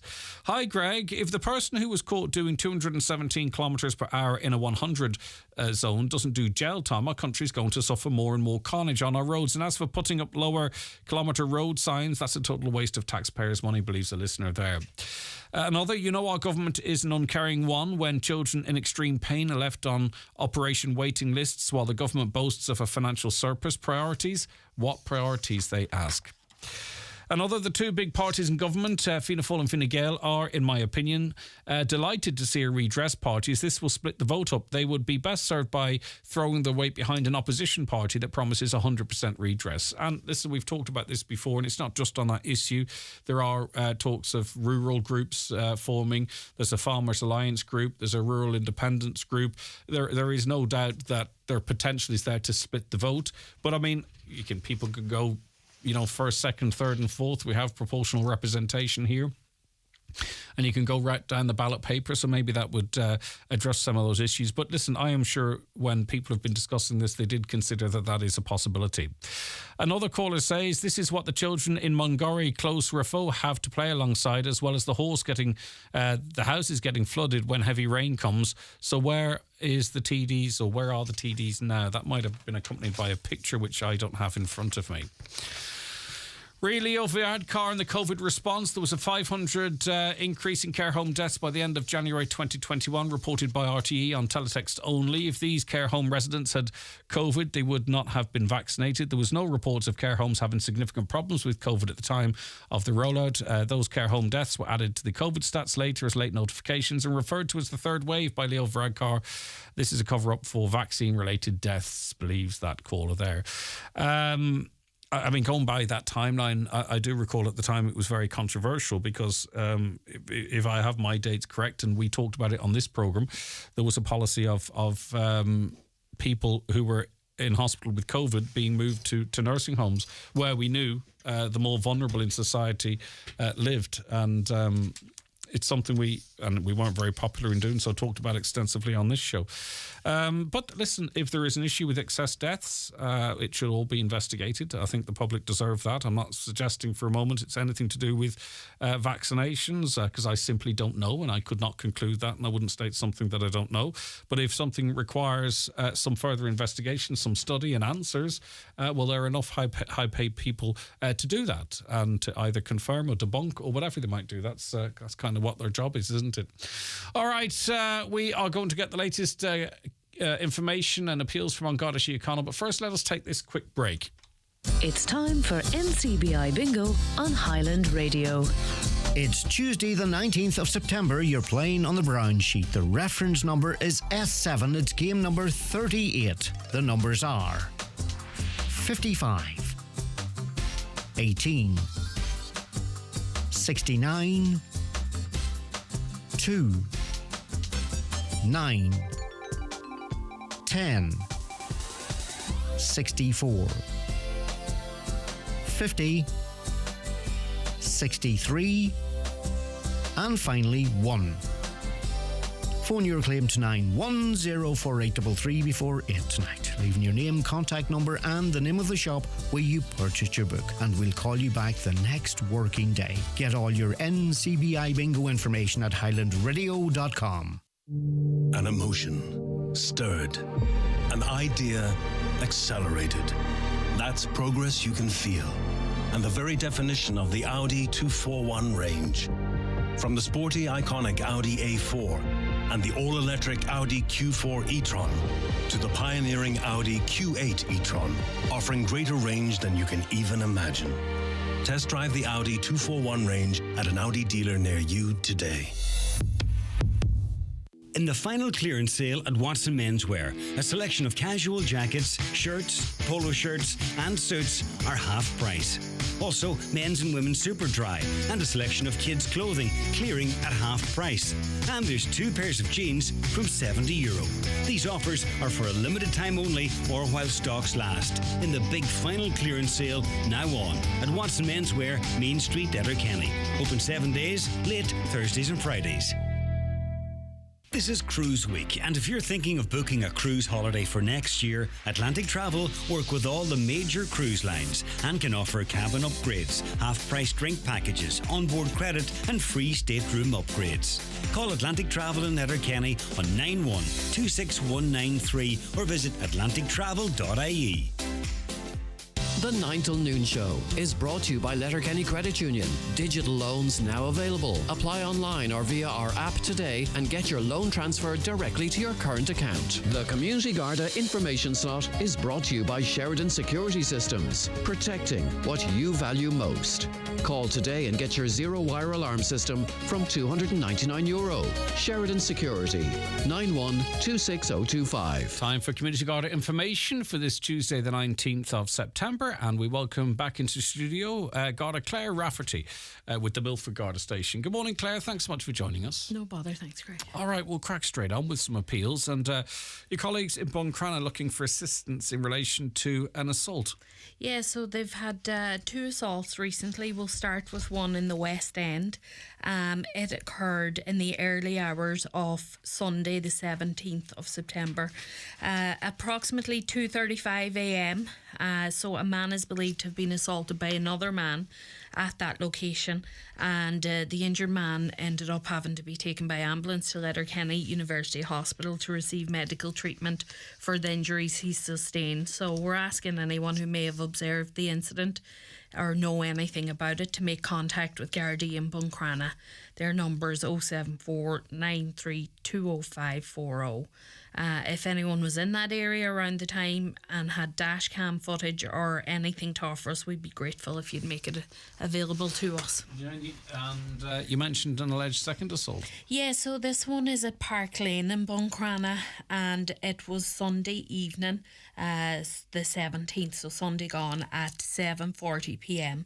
A man is believed to have been assaulted by a group of youths this time in that area. He was also taken to Letterkenny University Hospital to receive treatment for non-life-threatening injuries, but look, any injuries is too much. So again, we're looking for anyone who may have observed the incident to make contact with the Garda in Buncrana. Anyone travelled in around that area or who had dash cam footage or anything at all, we ask them to make contact with us also. Yeah, and we really need to think before we act, don't we? Because you know, we've heard very recently of tragic instances. It doesn't have to be a sustained attack, a single punch, and you could find yourself facing very, very serious charges. Is it worth it? The answer is no. That's it. Nobody knows the consequences of what they're doing. It can lead to so much more. So it's not good to be getting involved in anything like that. All right, next up, a burglary in the Ballybofey area. Yeah, so Garda are investigating this burglary that happened at the water treatment plant, Lochmorn in Mean Crumlin, Ballybofey, between 7 p.m. Friday the 15th of September and 10 a.m. Saturday morning. So entry was gained to this site after the fence was damaged and there were 2 industrial generators stolen from within it. Now we are seeking more information in relation to the generators, and when we have them we'll post them on our page. But as you can imagine, 2 industrial generators, we're hoping somebody may have seen something. So anyone who is travelling on the Donegal town to Ballybofey road between the above times who may have observed anything suspicious in the area of the water treatment plant, or if you've seen something similar to that on the road being transported,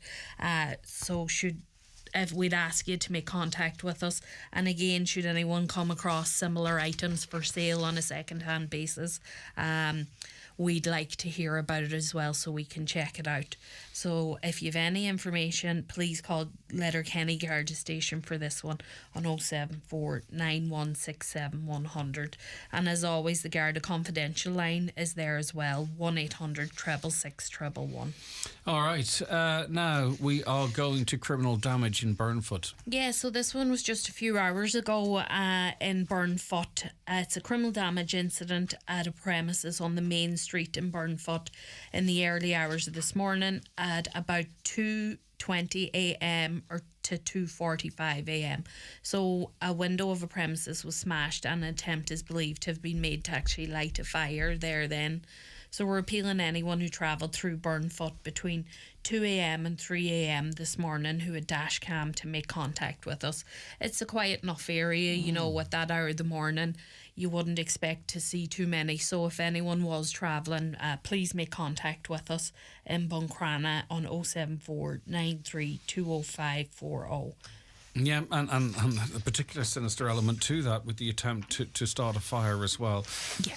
Right, okay, now we are going to criminal damage in Ramelton. Yeah, so out in Milford, we're looking at this one. It occurred at Pound Street, Ramelton, between 7 p.m. on Tuesday, the 12th of September, and 11:15 on Wednesday morning. So the back windscreen of a car that was parked on Pound Street was smashed between the above times. Nothing was stolen from the car, but if anyone observed any suspicious activity in that area, or if they have any information that might assist with this investigation, please contact us in Milford on 074 915 3060. Yeah, and another worrying one, this time in Buncrana, criminal damage. Yeah, this one's in Parkmore, Buncrana, and it occurred on Sunday evening, the 17th of September, shortly after 7 p.m. A lorry that had been parked in the business yard at that location had been set alight. So the fire service had to come out and deal with this one and extinguish the fire. So we're appealing to anyone who travelled in that area between 6:30 p.m. and 7:30 p.m. Who may have seen something, or anyone who has dash cam footage, to please make contact with us. We're particularly interested actually in any sightings of a group of youths that were in the area around that time.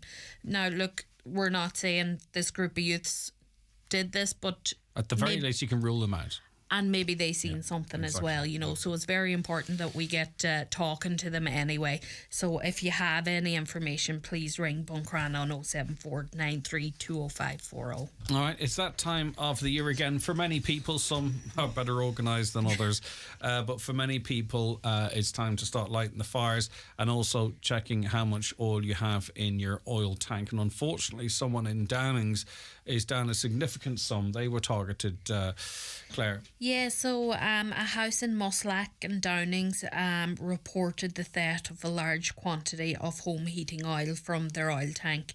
It's believed to have occurred between the 7th of September and the 13th of September. So this premises had just got a fill of oil and the oil is gone, so it's very obvious that this was stolen. So should anyone in the area have noticed any suspicious activity between the 7th and the 13th of September, please give us a ring in Milford on 074 915 3060.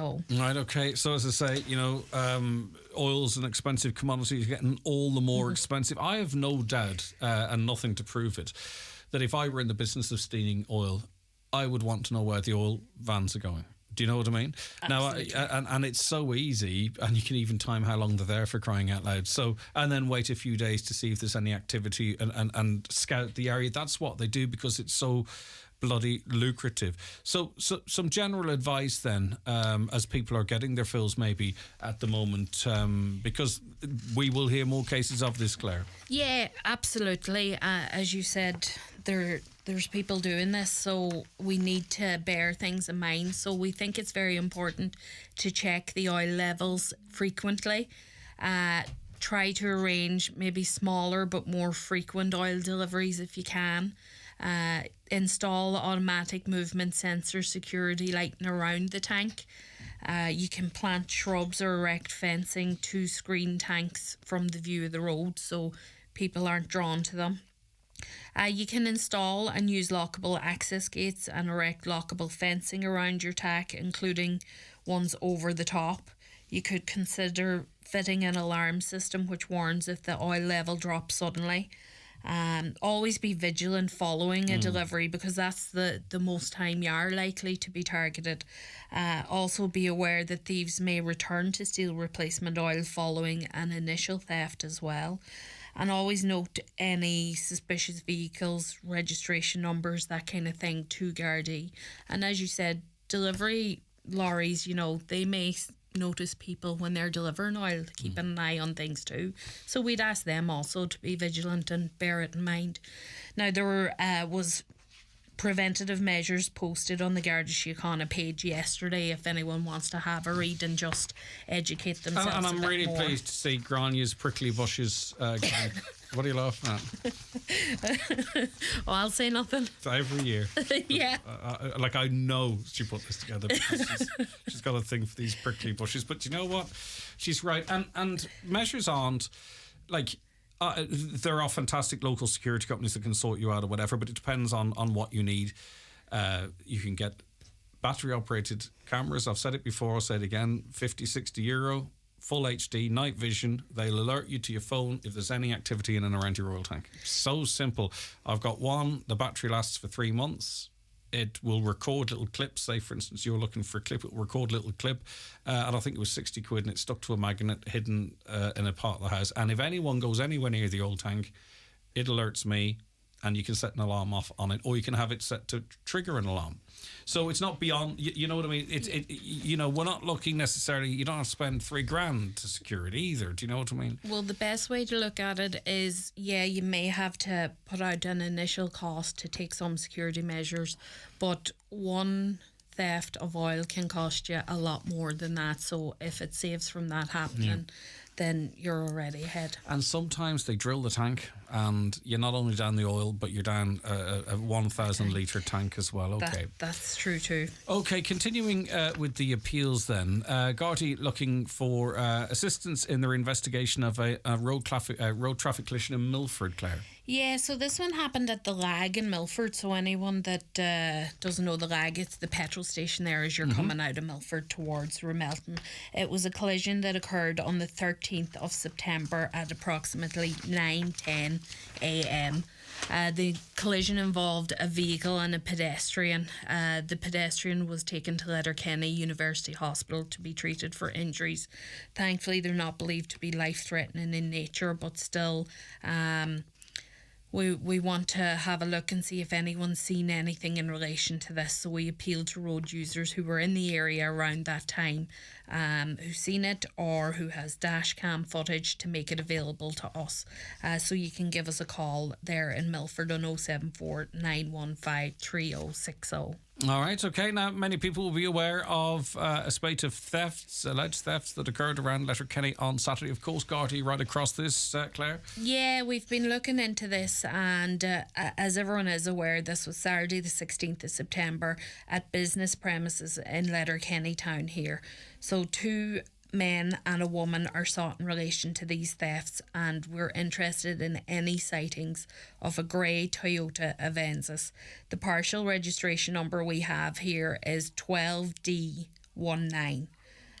So that was believed to be within the areas of Lisnenan, Kiltoy, the Port Road, or within the areas of the retail parks or around Letterkenny town in general between the hours approximately 10 a.m. and 12 midday last Saturday.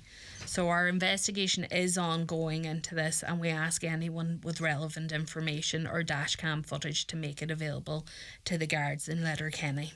Yeah, and I presume with the pulse system or another means at the discretion of the Garda, you know, this is not just a local investigation as well. Of course, these are investigating it locally on the ground, but this information is shared nationally as well, where it's appropriate. Isn't that right? Absolutely, yeah. definitely, Okay. yeah.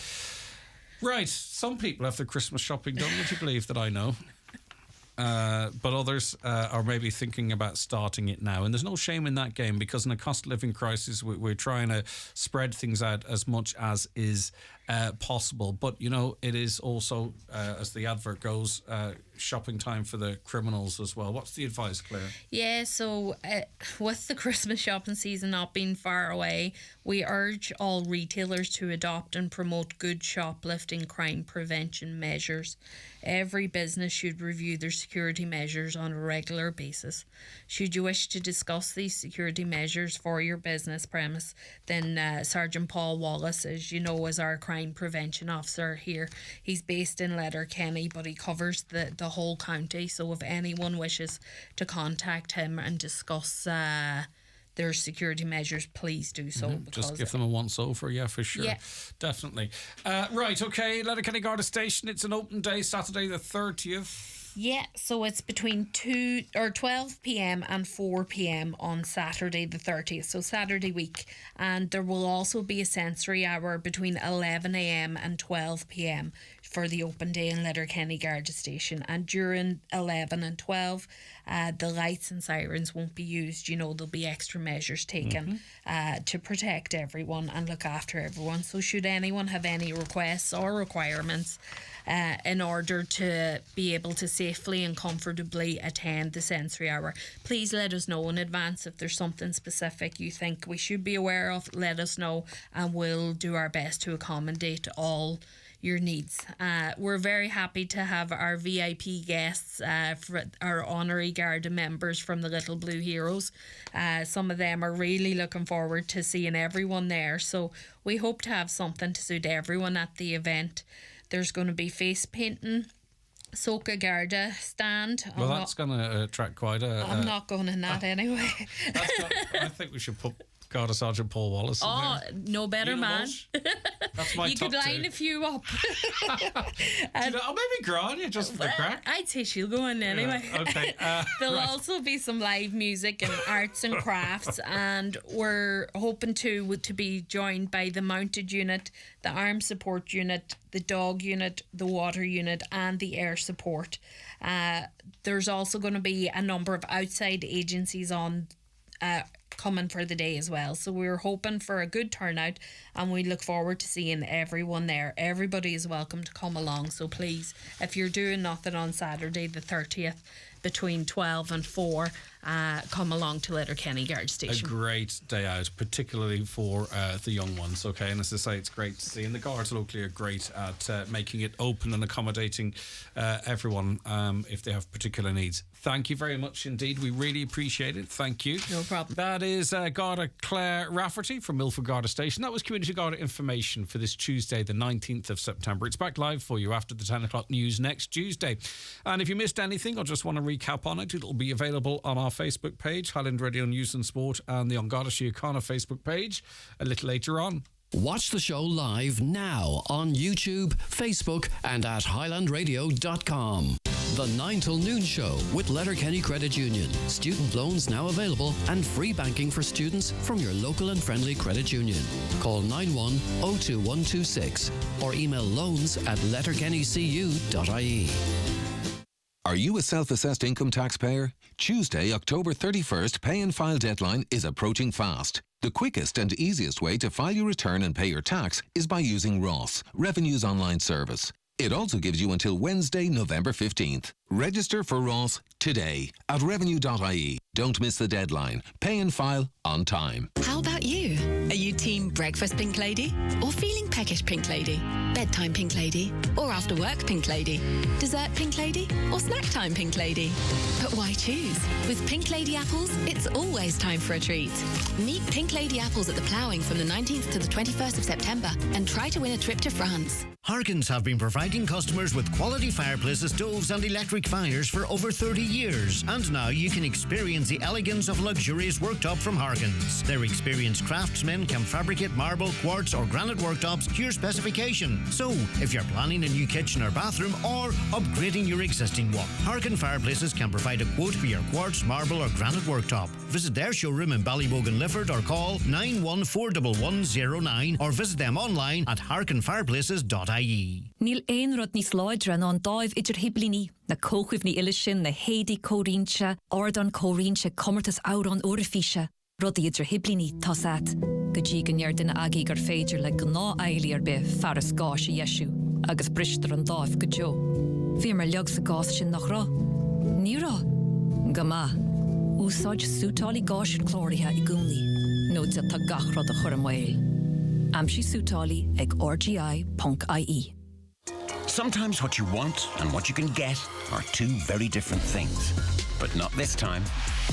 The MG electric range is here and available to drive away today. With up to €2,500 off our fully electric range, go MG in 23. Test drive at Connolly's MG, Collooney, Sligo and recharge your soul. Offer available until October 14th. Terms and conditions apply. See mg.ie for details. HSE bosses have ordered a review into spina bifida paediatric care at a hospital where 19 children suffered serious catastrophic complications after surgery and one has since died.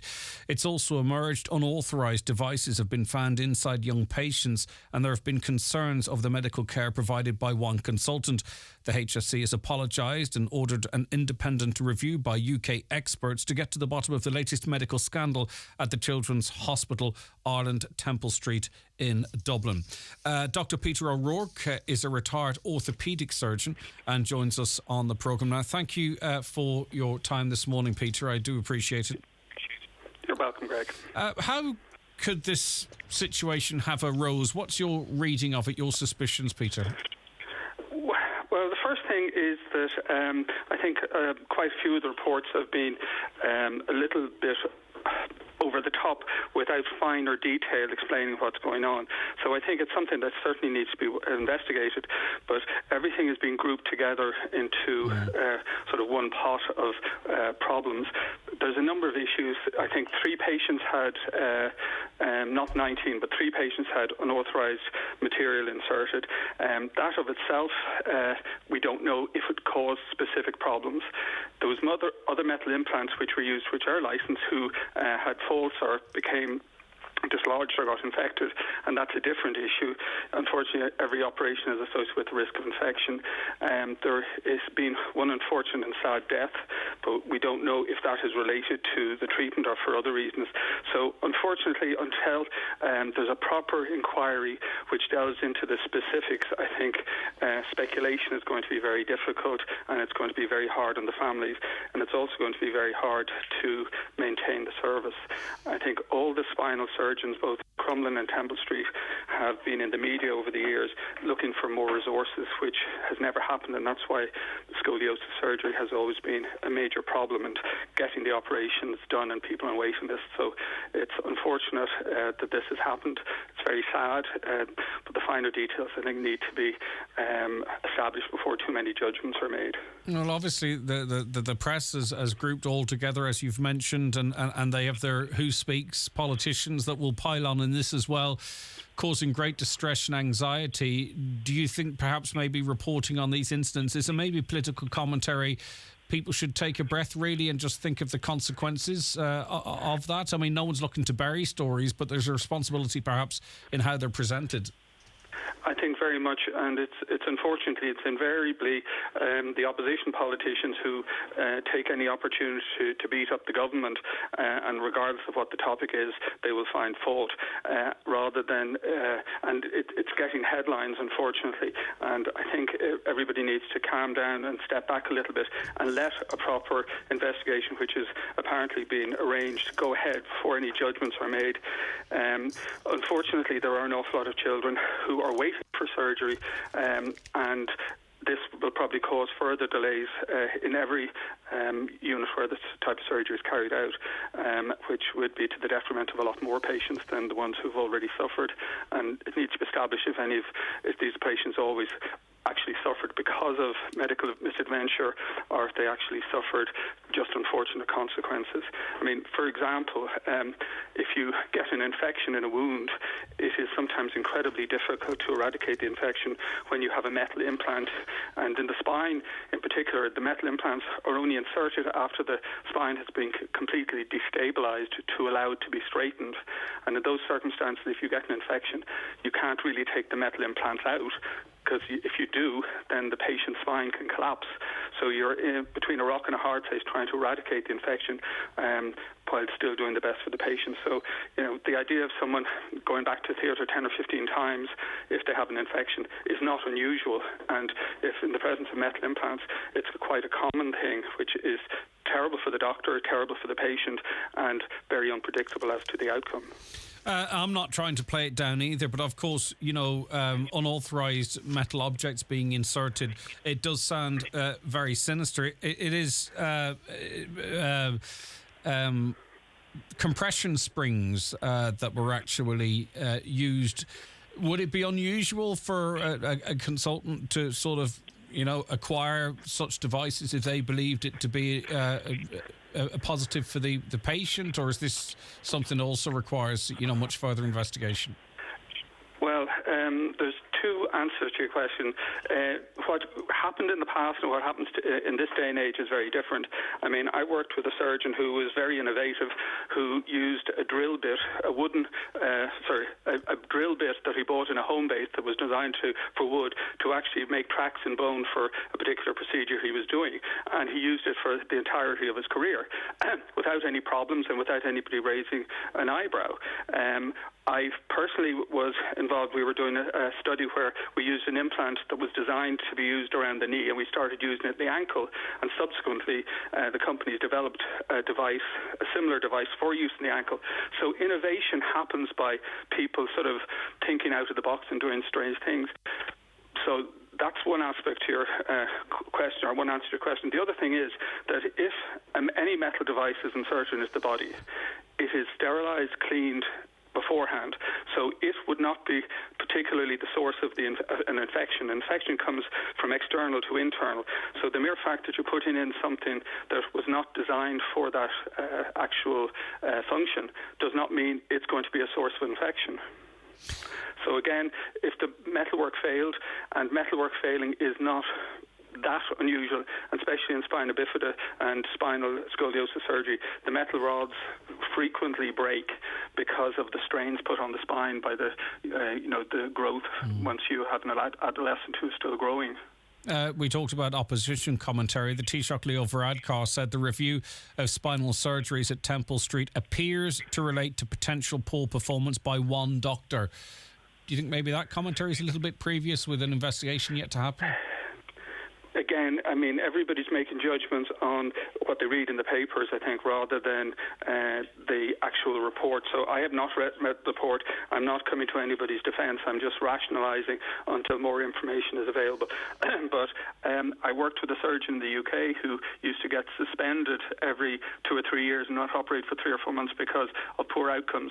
And the reason he had poor outcomes, he was operating on the most extreme cases, and in actual fact he was operating on patients that had adverse outcomes from other surgeons. So they looked at the figures, saw that he was having poor outcomes, and stopped him operating every so often until they assessed the situation, discovered that there was a reason for the poor outcomes, that it was the patients whose problems he was working on. So I think everything needs to be looked at. I mean, it may come back that these 19 cases are all adverse, or it may come back that 1 or 2 of them are, and it may be that the particular surgeon is not that big an outlier. And the other thing is, you can always have a run where you have a few complications in a year and then you don't have any for the next 20 years. So it has to be taken in context.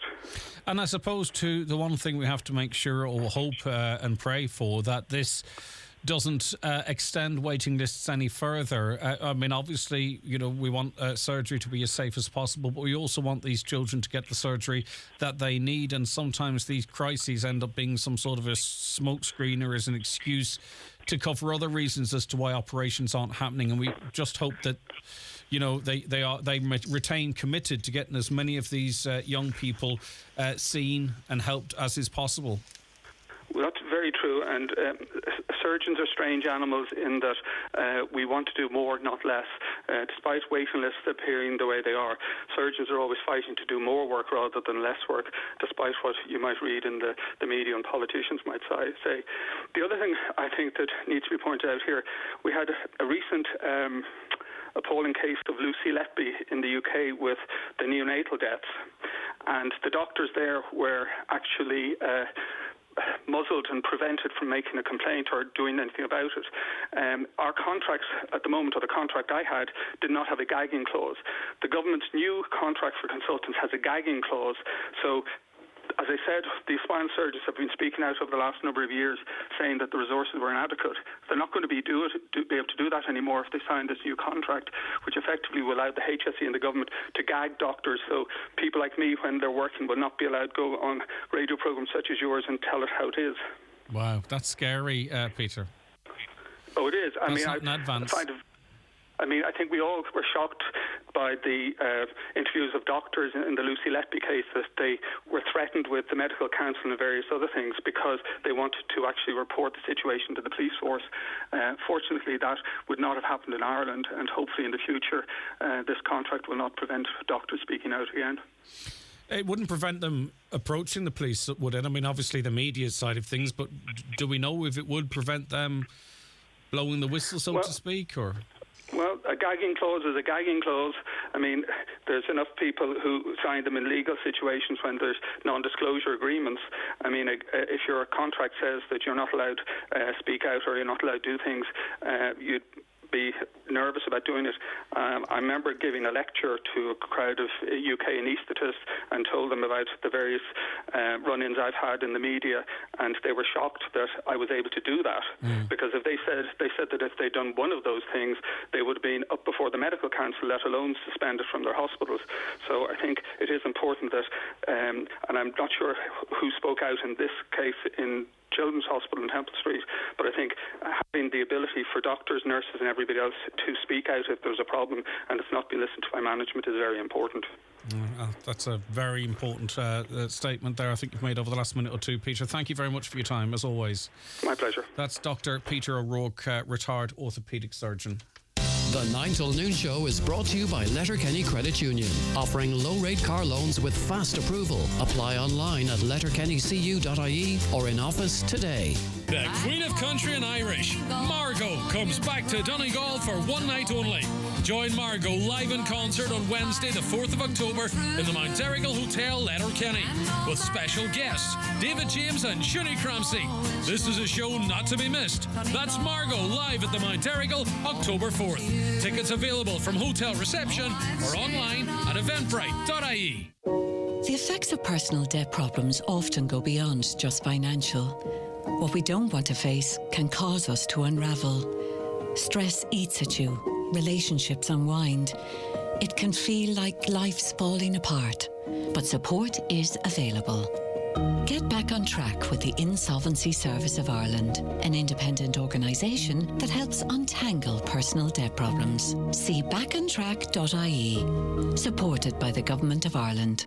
This weekend, Voices Centre in Carrigart celebrate a monumental milestone, a century in business. All weekend will be filled with festivities at the store. On Friday, don't miss John Breslin broadcasting his show live from Carrigart. Voices will have an abundance of delectable nibbles, streaming coffee, sumptuous ice cream, and an exciting spin the wheel game. So come on down and say hello this Friday from 12 noon as we celebrate 100 remarkable years of Voices Centre in Carrigart.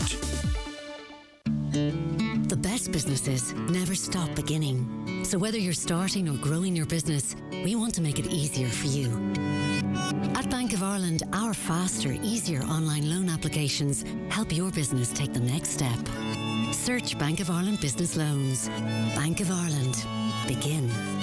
Lending criteria, terms and conditions apply. Over 18s only. Bank of Ireland is regulated by the Central Bank of Ireland. Prepare and protect your skin this autumn. Invest in Lancome skincare, available at Michael Henley's department store. Purchase 2 or more Lancome products, one to be skincare, and get a full-size product completely free. Offer available in-store at Michael Henley's and online at michaelhenneys.com while stocks last. Okay, you're very welcome back to the programme. Emma Gova joins us on the show now. Good morning, Emma. Thanks for taking our call. Appreciate it.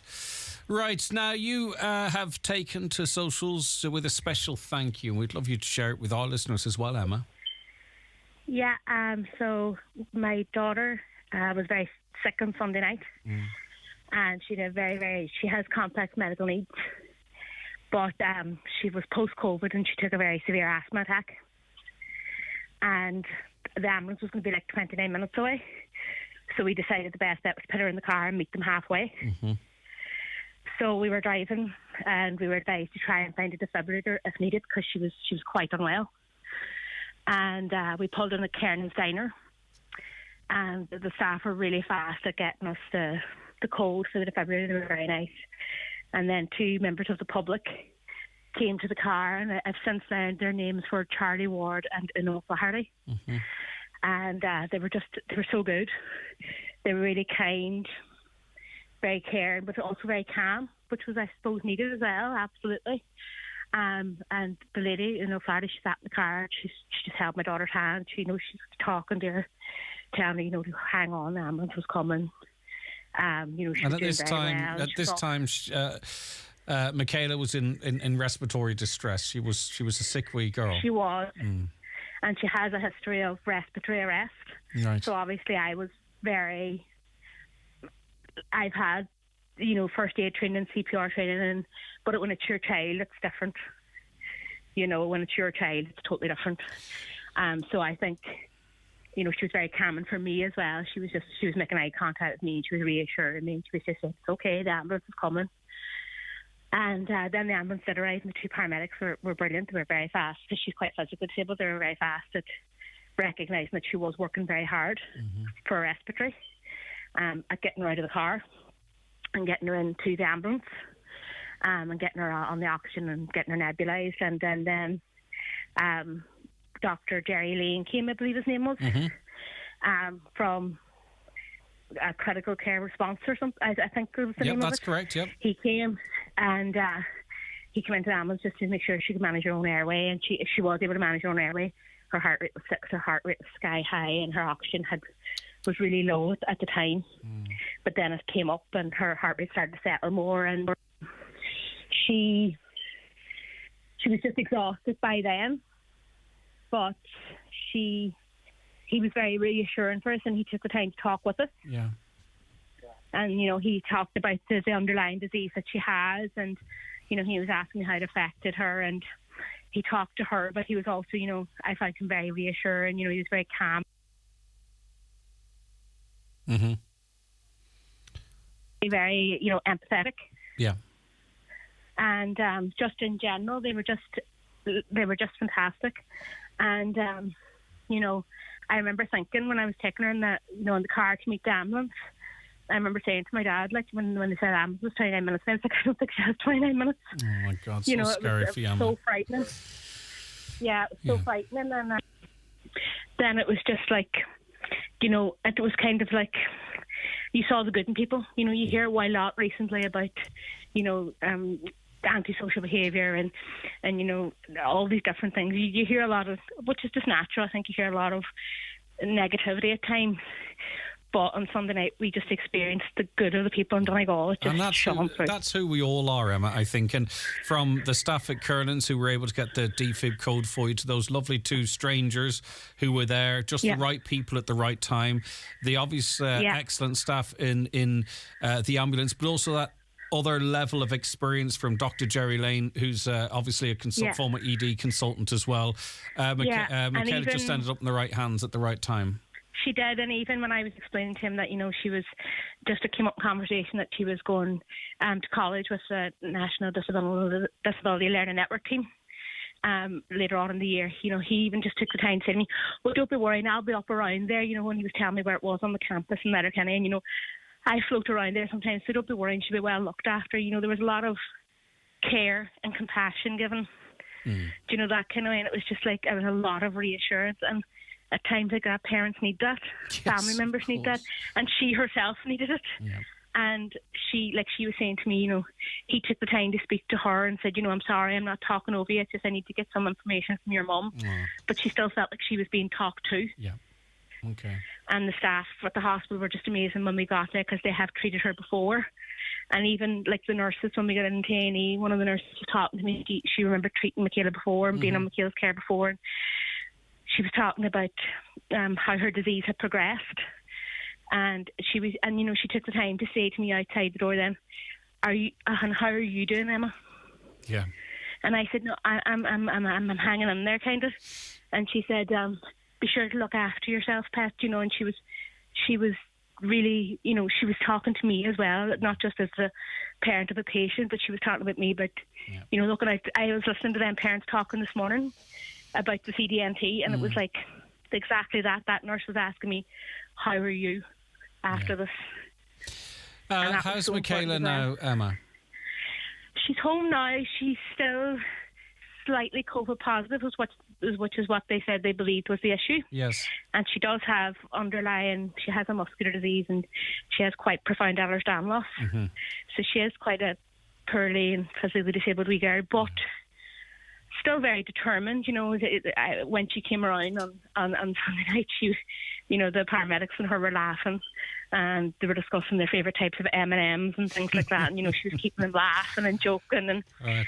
And finally, I'm going to ask the same question that lovely nurse asked. How are you, Emma? Because it's an awful shock. It's an awful shock because, as you say, just even to be able to have to think, she's not going to last 29 minutes. It's tough on Mum and the rest of the family as well. How are you now? Are you okay? Yeah.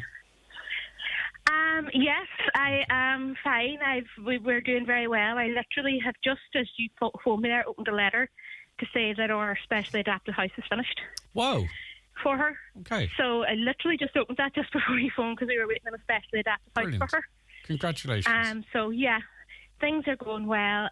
But it wasn't for attention or anything. I just wanted to thank those people that said, stopped and helped.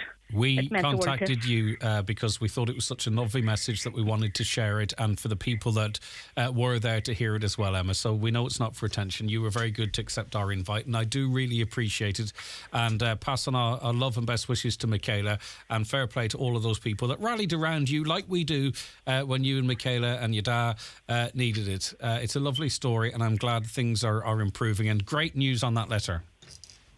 Yes, thank you so much, Right, Greg. take care. Bye-bye. Thank you very much indeed. That's Emma Gover there.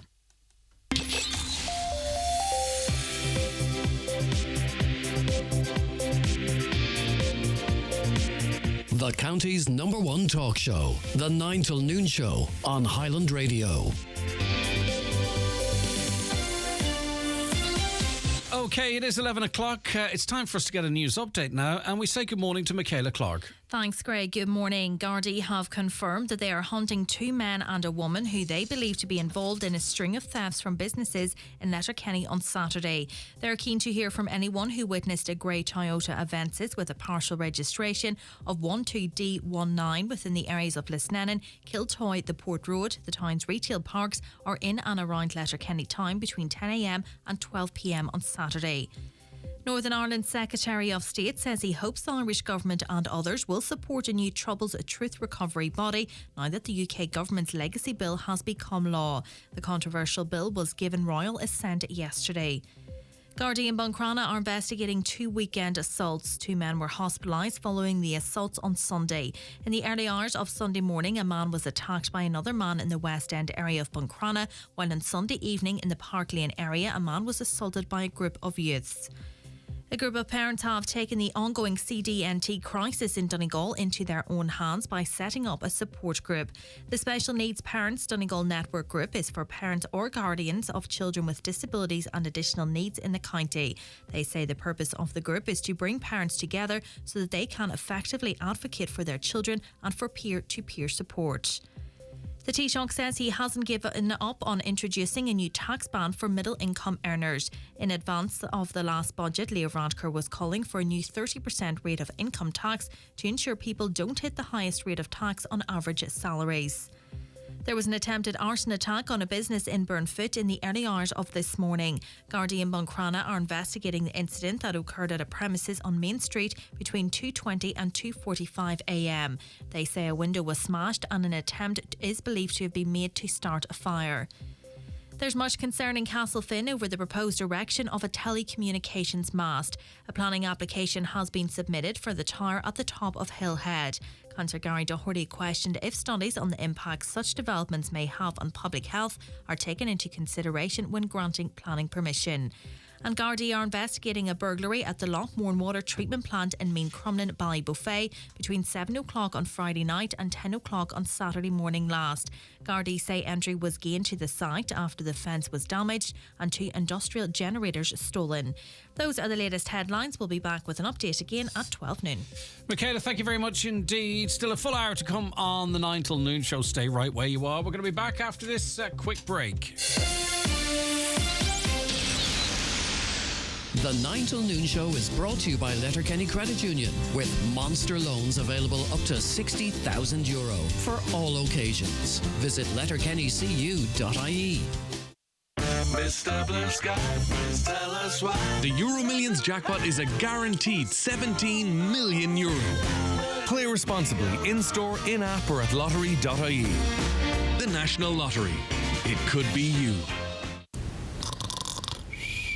Chail tú colar riamh ag smaoinemh an bhéiting ráta níos fearráil mar bhagáiste? Well, ní rís. Psst. Le háirlis airgid mórgáistí an CCPC is féidir mórgáistí a chur gumparád ar an tart. Agus chola níos fear is tú cinnte go bhfuil an ráta is feargad. Ach bhíos im chola. Shh. Té chuig ccpc.ie/mortgages. Tásacham. Ón gamisisiún amíocht agus cos an taltóirí. Why leave all the magic moments or great scenes you've captured on your phone sitting there or in the cloud when you can have them printed at McGee's Chemist? Using the McGee's app or one of the in-store kiosks, you can upload your photos from your phone, Google Photos, Facebook or Instagram and have them printed instantly within an hour or in by 10 and ready by 5. See McGee's.ie for more details. Hold your memories in your hand with McGee's Chemist, Letterkenny. Join us for the Highland Radio Hoolie in the beautiful resort of Sulu from the 14th to the 21st of September 2024 for a week of non-stop country music and crack. Join me, David James, alongside some of the biggest names in country music. We've got the legendary Margot, the sensational John McNichol, the fabulous Robert Mazzell, Claudia Buckley, Olivia Douglas, Hugo Duncan, Jim Devine, Sean Cuddy and many more. Your package includes 7 nights of pure luxury at the 4-star Sol Costa Jurata Hotel with dinner and breakfast included. You'll have access to all the incredible shows, poolside entertainment, airport transfers and a delicious dinner every evening. All this for just €817 per person shared.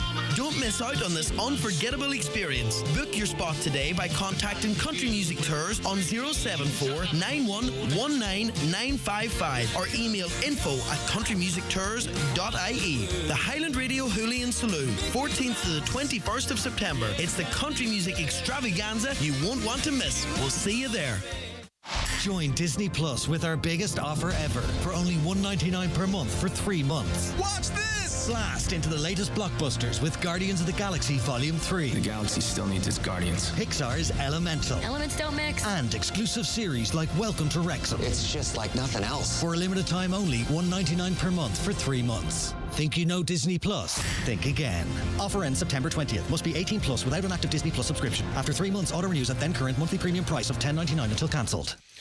You're being urged to show your lungs some love ahead of World Lung Day, which is Monday, September the 25th. We're joined on the programme now by Dr. Catherine Finan, consultant respiratory physician at Sligo University Hospital and member of the Irish Thoracic Society Council. Good morning to you, Doctor. Thanks for your time.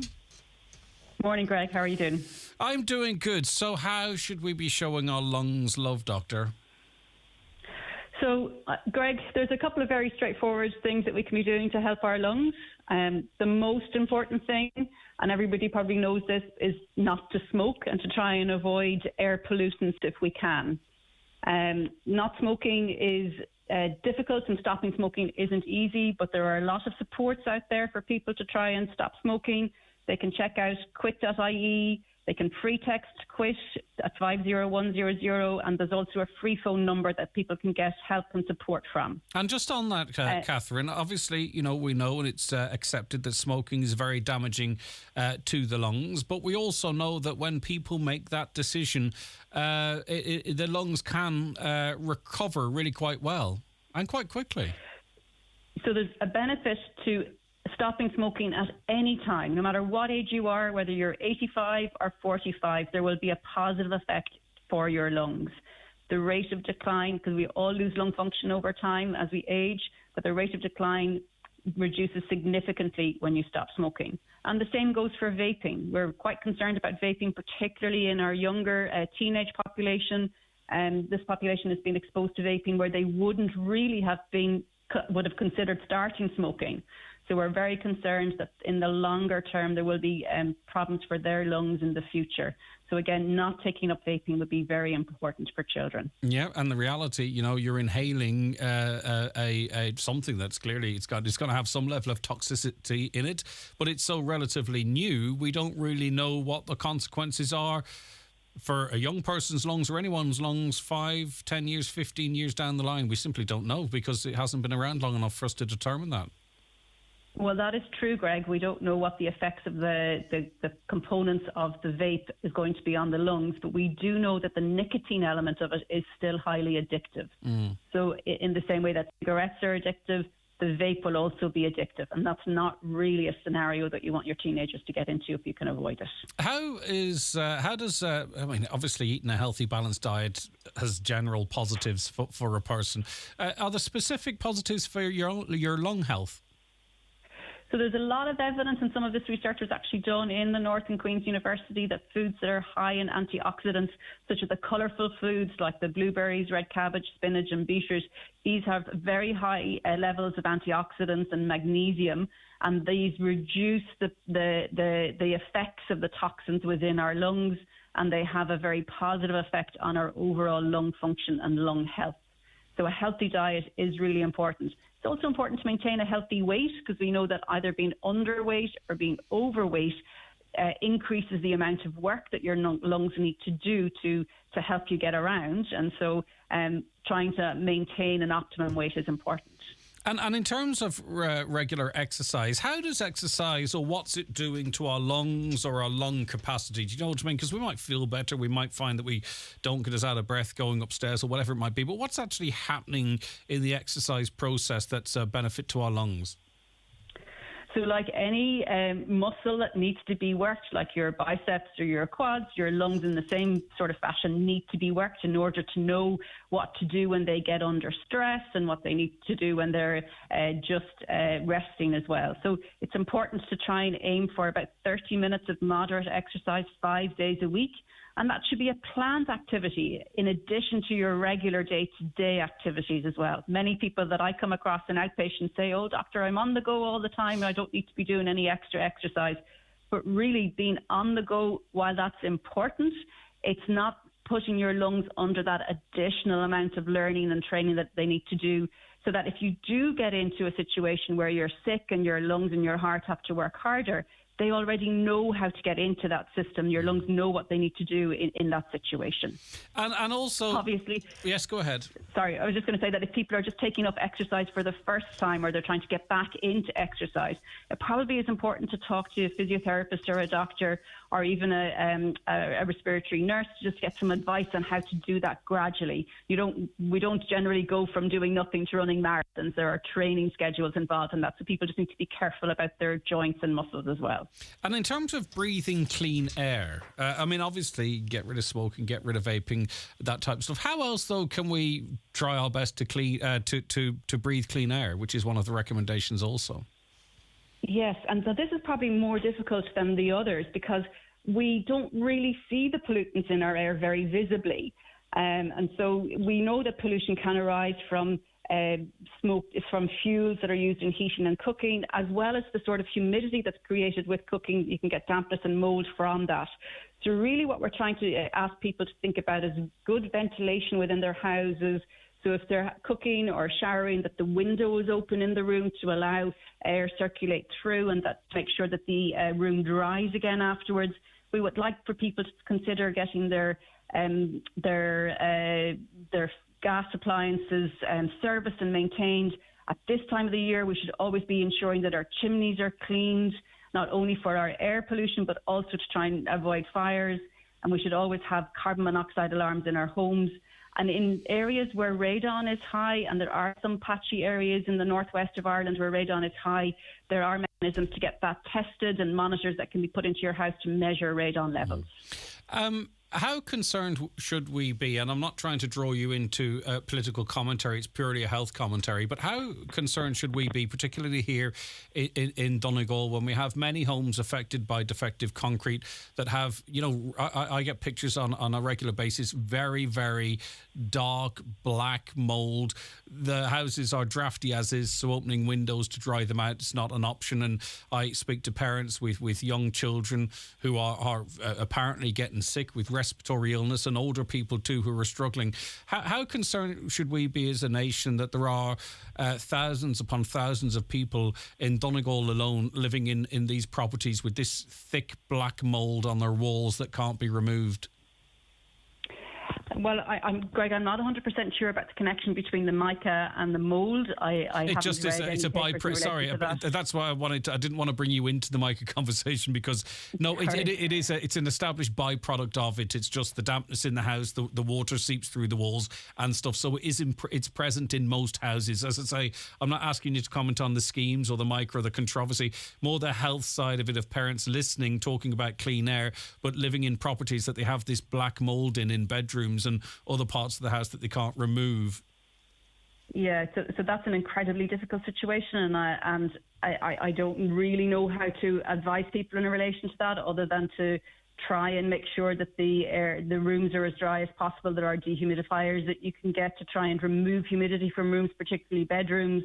And I suppose really you'd probably need advice from engineers in terms of how to try and dehumidify and make homes safer. Okay. A lot of people listening, and I know there is some moves happening nationally, but all the time we get from parents saying, would you please make vapes not available for young people? And I know there's efforts being put in place in relation to that. People saying, would you crack down on the use of vapes in public areas? Because I don't want to be breathing that in. There is a lot of the public, and we give them a voice here, who really want to see action on these products, and maybe even having them limited, although we don't really agree with it in this country, as a nicotine replacement. But we will not talk about that. But just the general availability. Parents want help from the powers that be to get these things out of the young people's hands. Yeah, so I know there was public submissions made to the Department of Health this year in relation to the availability of vapes in public areas and restricting their access. That is going through. As far as I know the ITS put up a submission in relation to it, and several of the respiratory physicians around the country also submitted in relation to it. I don't know where that is, but certainly we would support restricted access. Also, we would also support the limited access of the disposable vapes, because not only they are bad for us in our breathing situation, but they're also incredibly bad for the environment. And finally, a listener says, if you have bad lungs in your late 60s and stop smoking, even if you went some sort of a patch, a nicotine replacement or what have you, is that bad for you still? So you're not going to say nicotine's not bad for someone, but presumably, doctor, if someone even in the late 60s with bad lungs, they need to stop smoking, and it will help them. I mean, they do need to stop smoking, yes, and the nicotine replacement in the patches doesn't actually get into your lungs, so it's not causing any damage there. It's just providing you the nicotine for your addiction in a slightly different way. If people are thinking about stopping smoking, that means that they're thinking positively about their lungs and positively about the life that's ahead of them. And I would support that in any way that they can to get to stop smoking. Yep. So it is a really good thing to do that. And as you said earlier, Catherine, it's never too soon, and it's never too late. Sorry, it's never too late. No, never too late. Never too late. Thanks very much for your time. Anything you want to add, one Catherine? Other thing. Yeah, just the flu vaccine is going to be coming up soon, between late September, early October, and it's really important for people who have underlying lung disease, be that asthma, COPD, or any other form of lung disease, that they get vaccinated for winter time to try and reduce infections. And we know that flu vaccine does reduce infections. And not only for the person themselves, but also for the people around in their environment. So it's really important to get the vaccines. Thanks so much for your time. I really do appreciate it. Dr. Catherine Finans, a consultant respiratory physician at Sligo University Hospital. The county's #1 talk show, The 9 till Noon Show on Highland Radio. The 9 till Noon Show with Letterkenny Credit Union. Simplify your debts with a debt consolidation loan from Letterkenny Credit Union. Call us on 074 910 2126 or apply online via our app or in office today. In the final clearance sale at Watson Menswear, a selection of casual jackets, shirts, polo shirts and suits are half price. Also, men's and women's super dry and a selection of kids' clothing clearing at half price. And there's 2 pairs of jeans from €70. These offers are for a limited time only or while stocks last. In the big final clearance sale now on at Watson Menswear, Main Street, Letterkenny. Open 7 days, late Thursdays and Fridays. Let's talk about lamb. Quality assured lamb. There's so many ways to enjoy its natural flavour, like tender lamb pieces for a midweek teriyaki stir fry, or succulent lamb chops, delicious with minty couscous. And for the weekend, a leg of lamb with rosemary that the whole family will enjoy. For great meal ideas, visit boardbia.ie/recipes. And always choose lamb with the Boardbia quality mark, so you know it's produced to Boardbia's high standards, verified at every stage. At Hickey, Clark and Langan Insurance Brokers, they compare quotes from all the leading insurers, so you get a great price. Home, motor and van, farm, holiday home, travel and liability insurance, they quote them all. So if the worst happens, you're covered. For a competitive insurance quote today, call Hickey, Clark and Langan on 9126688 or pop into their office at Ballymacool, Letterkenny. Hickey, Clark and Langan General Insurances Limited, trading as Hickey, Clark and Langan, is regulated by the Central Bank of Ireland. Wheezing or sneezing? When you're feeling under the weather, your local Brennan's Pharmacy can help. Rest, fluids and simple pain relief are the most effective remedies for a common cold. But if you find that you're coughing so hard that your chest hurts, or if it's disrupting your sleep, just ask our pharmacist to recommend the best solution for a speedy recovery. For all your pharmacy needs and advice you can trust, we're here for you at Brennan's Pharmacy, Buncrana, Clonmany and Creeslaw. Highland Radio time checks with Expressway. Travel Route 32 from Letterkenny to Dublin when you book online and travel for less. Expressway, bringing you the time at... The time's 20 minutes past 11 now. Some of you may not have heard of botulism for a long time, or perhaps not before, but you might have been familiar with the story from Bordeaux.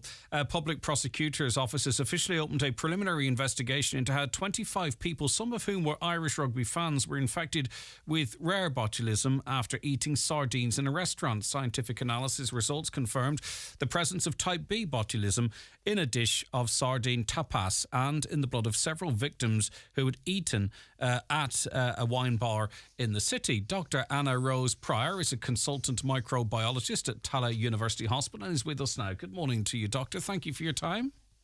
Hi, Greg. How are you? I am good. Now, before we begin, botulism is rare, but it is something we can encounter. And what are the circumstances that might lead us to? Yeah, so lots of us are familiar with the term Botox, which is botulism toxin. So this is a toxin which is produced by a bacteria called Clostridium botulinum. So usually, in the context of Botox, as I said, we're all very familiar with it. It's very highly regulated. In teeny tiny doses, it's quite effective in causing muscle relaxation to help smooth out wrinkles.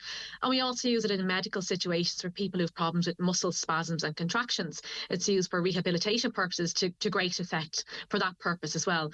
So thankfully, in terms of it causing disease, such as this case of foodborne botulism in France, that's incredibly rare, thankfully. And that's, the dose there is less regulated. It's an unregulated dose, and it causes severe disease as a result of that muscle relaxation that botulism can cause. And what might have led to it? What needs to be present for this to form? Yeah, so this bacteria lives around us. So it lives in soil, this Clostridium bacteria, and it can produce, in the right circumstances, can produce toxins. So it usually lives in what we call a spore form. So it's a little dormant form, or like a little seed of it. And then in the right situations, those spores can germinate and start producing toxin. So if they contaminate food, generally heating food as we normally do when we cook food, it does kill off the bacteria and prevents those toxins being produced and causing us disease. In the circumstances of foodborne botulism, and there's a few ways you can get botulism, but foodborne is the most common way. In foodborne botulism, so the Clostridium bacteria likes to be in environments where there's no air. So cans are perfect, or tinned food where there's oxygen, a lack of oxygen. And if it happens to contaminate, if those spores contaminate it, then can start to produce this toxin within the food. So it likes foods that are low in acid, that are low in oxygen. And if that contamination happens and we consume foods which haven't been heated properly, that are contaminated, then we can get infected with botulism. So thankfully, due to commercial food production, that's incredibly unlikely to happen because of the rigour around food production in those situations. And as tragic as this is, it's perhaps making the headlines because it is as rare as it is. Yes, absolutely. I mean, the last case we had in Ireland was in 2014. There was a single case then. And before that, I think there was an outbreak in 2008 of 6 cases. And what that was related to actually was wound botulism related to injection of infected or contaminated intravenous drugs. So it's very rare to see. Yeah, but that doesn't mean that we can't be careful with how we handle our food and all that type of stuff, because it's not necessarily foodborne botulism that we might have to worry about, but there are other little organisms and what have you that can cause us quite a bit of discomfort. Yeah, so foodborne pathogens, I mean, particularly, well, we haven't had a great summer, but during the summer and barbecue season, so I'm a microbiologist here in Tallaght Hospital, and we see people coming in with diarrhea, and during the summer, something like Campylobacter would be very common, and that would be from barbecues and people not cooking their chicken properly. So there's lots of reasons why food hygiene is really important, and preparation around hygiene. Dealing with eggs, there's risk of salmonella. So, we need to cook our food properly, make sure it's heated to the recommended temperature. We store it properly. We practice good hygiene, good hand washing our kitchens. And there's a lot more people, I suppose, canning foods at home or fermenting foods and pickling foods and doing all that sort of thing. So sterilising our equipment and our, everything we're using at home is very important. Just keeping things clean. And thankfully, as I said, this is very, very rare because most people do follow good practices. So even though this is rare, like I said, there are other things that can cause us trouble and mainly tummy problems at home. So yes, following all those recommendations is so important. Yeah, and how you store meat in your fridge and keeping cooked meat away from raw meat and all that kind of stuff. Absolutely, yeah. So things like E. coli, Campylobacter, all those things. Yeah. Okay, all those nasty things. And sometimes I think we upset stomachs and we don't necessarily, it's not serious and we don't necessarily know what caused it, but it could be our food handling practices. Doctor, thank you so much for that. I really do appreciate it. Have a lovely day. Dr. Anna Rose Pryor, consultant microbiologist at Tala University Hospital. So really just keep an eye out, but nothing to be particularly worried about. A caller says it's important to check your oil tank after a delivery. I know someone who just happened to check straight after the delivery and there wasn't half of the paid delivery put into the tank. Yeah, indeed. I would say that's pretty rare, but still, it's such a considered purchase. Why would you not want to see what was there? We have, when we fill our petrol and diesel, we're conditioned to look at the fuel gauge, and then we know, right, I'll put such and such in, and there's the fuel gauge there. We don't really have that. Some people don't have that for their oil tank. Some people have the units that you put in that will check. Whatever happened until innocent until proven guilty brand has more or less been found guilty already, especially on social media. But people have opinions. I don't think he's been found guilty as such by anyone in any authoritative position, but there's as many people that have kind of say he's innocent before haven't even watched the program, and then you've got a group of people that believe he was guilty before having even watched the program. So it's very complicated. What do you think of Disney Caldwell's comments that the Irish team got to the World Cup without any input from Vera Pauw? Personally, I think this was an ill-advised comment. It puts serious pressure on the team to prove her right. The current team appeared to be in disarray and may have peaked in their performance. I don't think it was helpful, to be honest with you. I thought it was a wee bit disrespectful. I think she says we did well despite Vera Pauw, as I say, it's just lacks maybe respect. I think it's all right to feel it, but to say it publicly, if I were going in there as a manager, then I'd be cautious. Hi, Greg. If a motorist is found guilty of excessive speeding, the judge should impose a rule that he has a tracker fitted to his vehicle so the insurance company can monitor his driving, similar to new drivers trying to get cheaper insurance. We have the technology, but there'd be a big pushback on that because people would feel it's an infringement. So whilst on the face of it might seem a good idea, as soon as anyone were to bring forward a motion to that effect, there would be instantly a big pushback, I think. Okay. Katrina's on the programme with us now. Katrina, thanks for your time today. How are you keeping? I'm good, thank you. Okay, right. Another experience in Letterkenny's town park. What was your experience, Katrina? Well, nothing really happened, but I went in last Monday and I had my 3 children with me, and on going into the play park, I noticed 2 men sitting in the play park. So there was no one else in the park at the time, so I walked on in and I just assumed they had a child with them. So after about 20 seconds in the park, I realised they didn't have a child. One of the men was lying at the bottom of the slide with his legs swung over the top of it, and the other man was just walking around with his hands in his pockets. So one was probably in their late 40s, one maybe in their late 60s. Mm-hmm. So that was fine.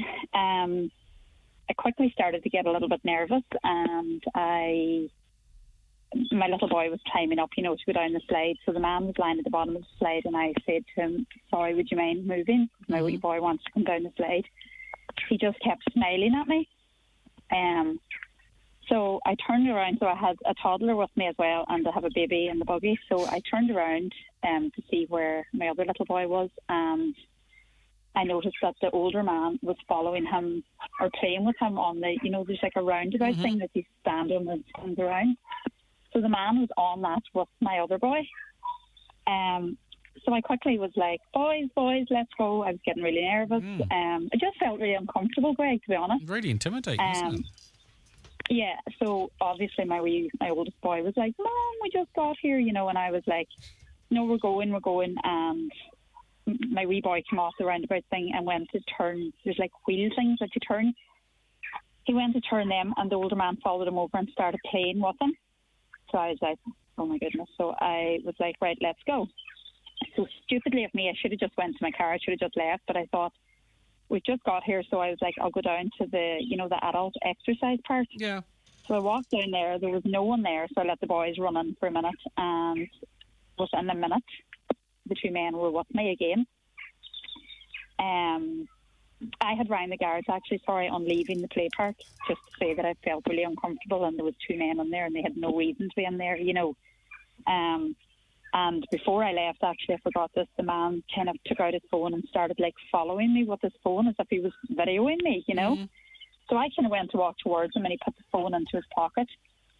So as I left the play park, I phoned the guards and they were really helpful. They were like, we'll send someone straight up. So I went down to the exercise park and the 2 men followed me down, came in, same thing, took out a phone as if they were following me around, started playing on the, coming over towards the boys again. And again, I was like, right, boys, we're going. That's I was really inappropriate. No, that's just wrong. Yeah, really uncomfortable at that stage, because there was very little people in the park. There was just 2 ladies walking around. So I went to leave and I didn't want to go up by the trees because that's how uncomfortable I was. Yeah. So I walked back up towards the play park, and when I looked behind me, they were coming after me again, Greg. No. All right. So I was really starting to get really worried, just because I kept thinking, imagine they grab one of the children, or what am I going to do, or so I started kind of walking faster and faster, got up to the park and just seen the guards coming towards me. So I went to the play park, but they went coming after me again, not realising obviously that the guards were there for their benefit or whatever. So I kind of give the guard a nudge to say this is them. So the guard took them out and had a word with them, but they had no English apparently. But the guard, I got a little bit upset then, because the guard was like, are you all right? And I was like, I'm fine. I just was so uncomfortable. I just felt really intimidated. I think what happened was everything you'd went through released at that moment. It sounds to me like, Katrina, Exactly. And nothing happened to me, nothing happened to me or the boys. But there was no reason for that. Everywhere I went, at the start I thought they were in a play park, they have no reason to be here. But then everywhere I went, they came after me. I left the park, they came to the exercise park. I left the exercise park, they came after me again. I just think they were trying. I don't know whether they were trying to intimidate me, or I don't know what was going on. But I just thought it was really strange behaviour. But I have to say that when I rang the guards, they were there within 5 minutes. They were so helpful. They offered to stay with me until I was comfortable enough, to go back to the car, or if they wanted to, if they said, if you want to have the kids have a play, we can stay, we can walk around, make sure, And they checked the phones as well, didn't they, Katrina, which I think actually is really quite interesting. Yeah. I had said to the guards that he had his phone out, so he actually checked their phones, but there was no photos of us on them, thankfully. But I don't know if they were trying to intimidate me or what, but for me, I just felt really uncomfortable, and I was really annoyed and upset after it. And I, for one, won't be back in that park on my own, That's a horrible experience. It's a horrible experience that really, you're there, and you're vulnerable because you're well in control. Don't get me wrong, but you've got 2 arms and 2 eyes and 3 kids, and you know what I'm on about. It's like trying to herd sheep to make sure they're all together. So it's tough. So firstly, that would put you off doing that. Secondly, the smirking at you, following you around from place to place, very, very sinister. That's horrible. That's horrible behaviour because you don't know the motivations. And the cameras, even if they weren't, it's intimidating again. It's not very nice behaviour. And I think, what could the guards do? Check the phone, can't prove anything. But I don't know if... I don't know. Listen, people might give out to me for saying this, okay?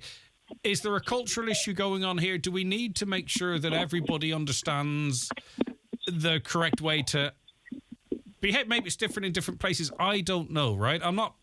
This is not presuming because someone might be... You said they might not have spoken English, okay? Is there an argument that maybe then we need some sort of lessons on what's culturally appropriate? I don't know. I'm probably get shot for saying it, but maybe, I don't know, maybe that's something we need to look at so that we can avoid these types of situations.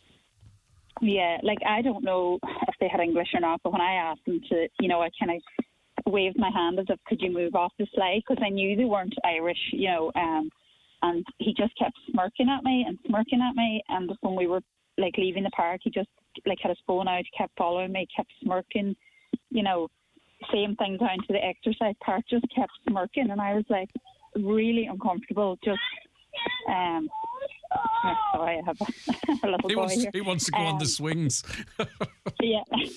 Right. So just felt really uncomfortable, and I got quite upset after, just thinking of what could have happened. And, you know, just that you can't even go out now and have a play in the park with your kids without feeling that way. But it's an awful situation, Katrina, because you're like, what happened? Okay, you were made feel uncomfortable, so you can't sort of say don't go near the park. But at the same time, what you went through means that you don't feel safe now going on your own with your 3 children to the park. So it has had an impact on you. You know, I don't actually feel safe, Greg, to be honest, going anywhere on my own after that. Like, and nothing happened to me, you know, but like going into any park alone now, it's just a scary, you know, like if there's no one else around, if they had done something to me, what was I going to do? You know, it's just a sad world that you can't go out now with your kids in the morning and have a play and let them play without feeling, you know, scared, or like who's hiding in the bushes, or, you know, or what are they doing?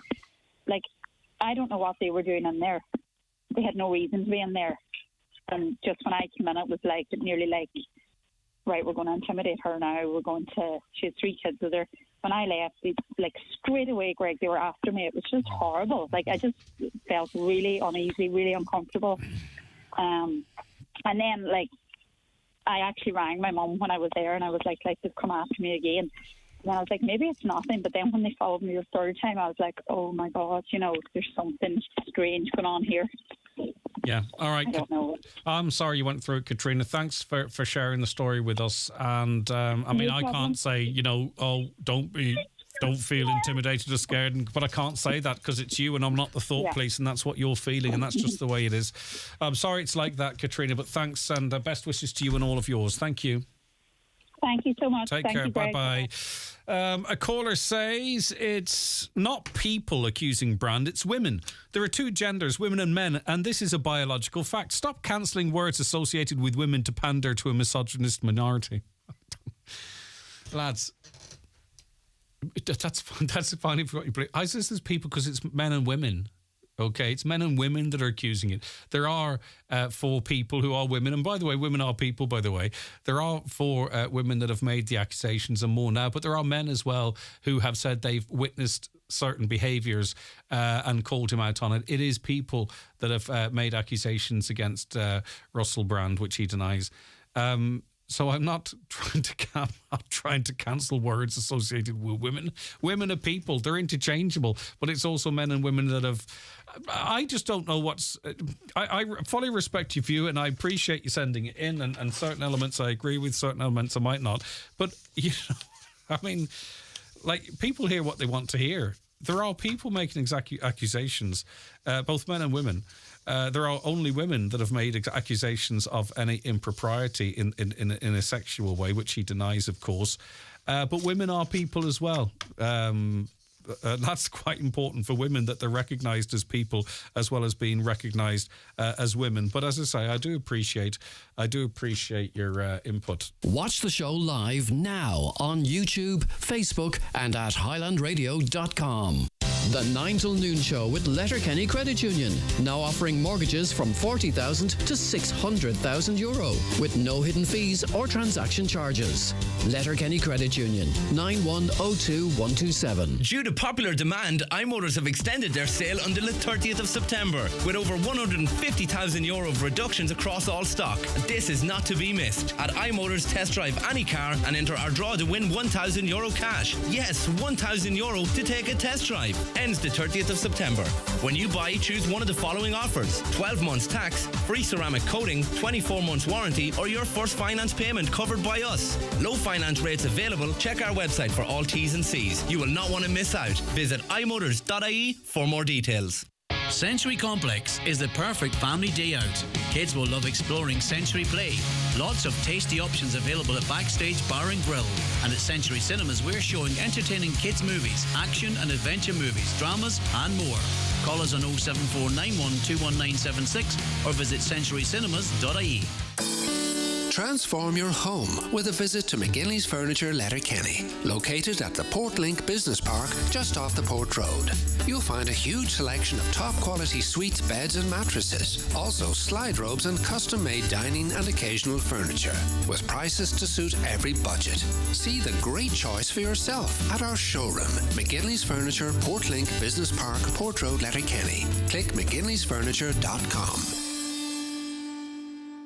Choosing the perfect stove is a big decision. Here at Charles Bunner & Sons Ballybuffet, we are one of Ireland's leading dealers in stoves and ranges in a variety of styles and sizes at exceptional prices. And with our professional advice, we're sure we'll find the perfect one just for you. So call 074 9131 700 or visit thestovestore.ie. Pour Corsica in Cork. Bring Burgundy to Blackrock. The Taste of France is in store at M&S with 20% off our whole range of incredible French wines. This is not just wine. This is M&S French wine. Over 18s only, subject to availability. T's and C's apply. Please drink responsibly. There's more frequency with these messages that are popping up on business social media. The latest from Atlantic Treasures. Hi all, we have some news to share with you. We'll be closing the shop indefinitely at the end of September. With the current economic climate, ongoing increase in costs and lack of supply of fish, it's made the business unsustainable. We first and foremost would like to thank Ronan Cunningham for all his work, and without him the shop simply wouldn't have existed. To all our customers, we'd like to thank you all for your custom throughout the years and for supporting a local businesses. And on it goes. By the way, just I don't want to do them any disservice, the shop will remain open until I'll clarify that, but it's the end of September anyway. They're not closed at the moment. As I say, I don't want to do them a disservice if anyone's travelling down there. Local councillor to the area, Niamh Kennedy, joins us on the programme. Niamh, thanks for your time today. Good morning to you. Thanks, Greg. Good morning. Good morning, everyone. As I say, it's a familiarity too. This isn't it. It's a difficult working environment. We don't want to be losing these businesses. Niamh, talk to me about Atlantic Treasures. I know you say it's a huge loss to the area.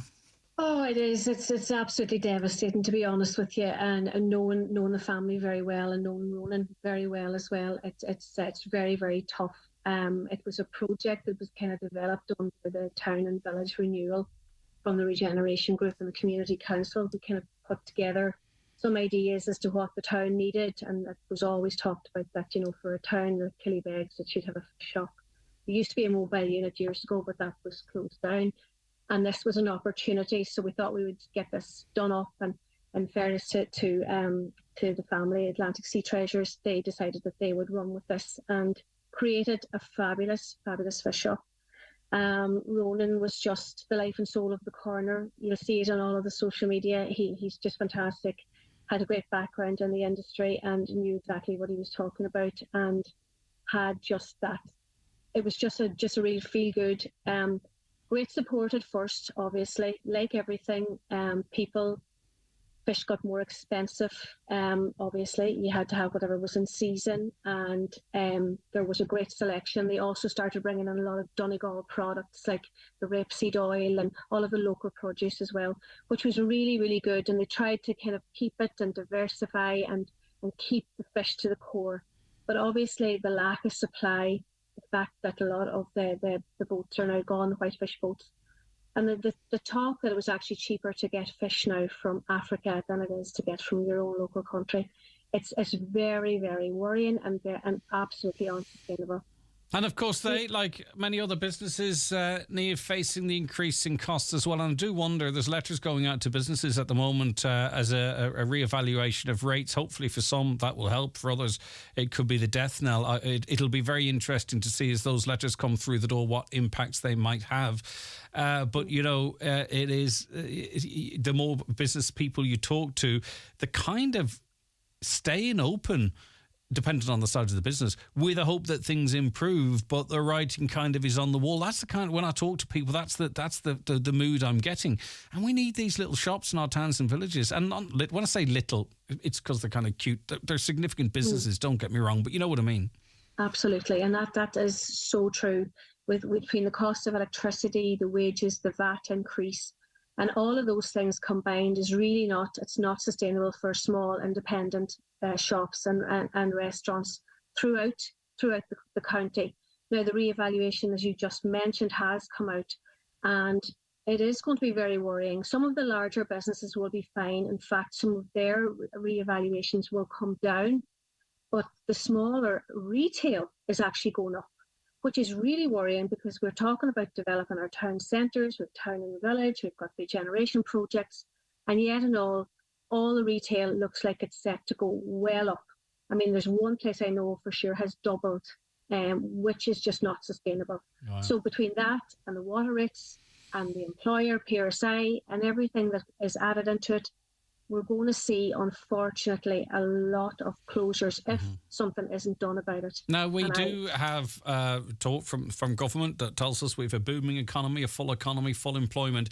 It's really important, I think, that we don't lose sight of the fact that when that falls back, when the multinationals may choose to go elsewhere, or when, the big digital companies decide that they want to base themselves in Paris, who is to say? It'll still come back to the small and medium firms. They're the ones that are always there, that sustain local employment, that support local clubs and all that kind of stuff. I'm not saying the big boys don't, but you know what I mean? There's a consistency there with the local owned businesses. It would be lovely to ensure that they're looked after, that maybe some of this money is there, because they are the businesses that if we look after, that will be there when the dust settles, and we might really need to lean on them in a couple of years. Absolutely. I mean, if you can remember back in the day, I know I do anyway, from years ago, when you wouldn't have had much of an income, and that you could put your groceries down on a tick and on a bill in a shop. I mean, you can't do that in this day and age. And with the way that cash is going now, it's not even cash anymore. You can't even use it. It's all card. Things have just got so tight, and people have got tight, and it's all about profit naturally. However, it has to be sustainable. You have to be able to keep the wolf from the door, and that is just not what is going to happen going into the future unless government really pulls something out of the bag for these small independent businesses that are trying to survive and keep the wolf from the door. Yeah, I just fear we might be having conversations like this more frequently over the winter and into 24. Thank you very much for your time, Independent Councillor Niamh Kennedy there. The 9 till noon show is brought to you by Letterkenny Credit Union. Digital loans now available. Apply online or via our app today and get your loan transferred directly to your current account. Discover Logs of Cranford's new restaurant and coffee bar at the historic Old Forge. Enjoy family-friendly dining with tasty bar food on Fridays and Saturdays from 5 till 9 and Sundays 1 till 8. Perfect for family get-togethers and parties or those joining us for evening entertainment. Logs of Cranford, for all the family to enjoy. 9153232. All you need to make your house a home at Patterson's The Hall Lifford. From garden furniture to kitchens, sofas and dining sets, all under one roof. Need a new mattress? Why not visit our sleep centre on the first floor, with a large range of quality beds and mattresses in stock and ready for collection or delivery. Relax in our coffee shop, serving hot lunches daily. Open Monday to Saturday, 9 a.m. to 5:30 p.m. Patterson's Kitchens and Interiors, The Hall Lifford.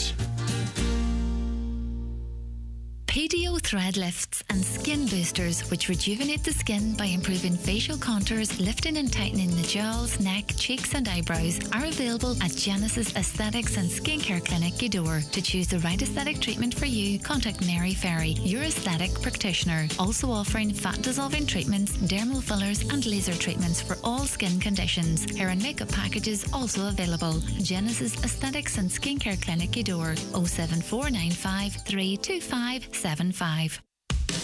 Discover Cooney's Home Interiors, where your dream space comes to life. See it, love it, own it. Our suites, tables, beds and accessories are all ready to impress. With fast delivery to your door, your perfect home is just a visit away. Cooney's Home Interiors, your style, your way. The eagerly anticipated brand new production of the Broadway smash hit musical Sister Act is on its way to the Bord Gáis Energy Theatre in Dublin. Join Highland Radio as we make our way to this unforgettable show on Friday, 23rd of February 2024. Your trip includes luxury transfers, bed and breakfast at the 4-star City North Hotel in Dublin, and your ticket to the show.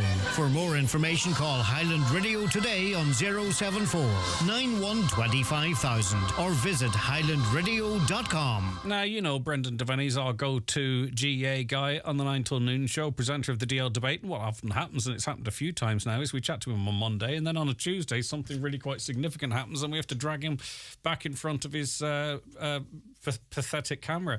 Good morning to you, Brendan. How are you keeping? It's always good to talk, Greg. I'm sorry I'm not crystal clear. No, you are. It's your voice. It's your voice that matters. Okay, so Mickey Hart has stepped down as Louth senior football manager, set to become the new Derry manager. Tyrone's one of Tyrone's big rivals. Did you see this coming? Definitely not, Greg. Now, I was told he was at a club match in Derry recently. Someone was saying he was there at a club match. I just thought he was been a GA man watching the game. There was talk of him taking Slough Neil there. They approached him the last season. It started last season, and he was all trying to do a double job thing. But Louth put a stop to it.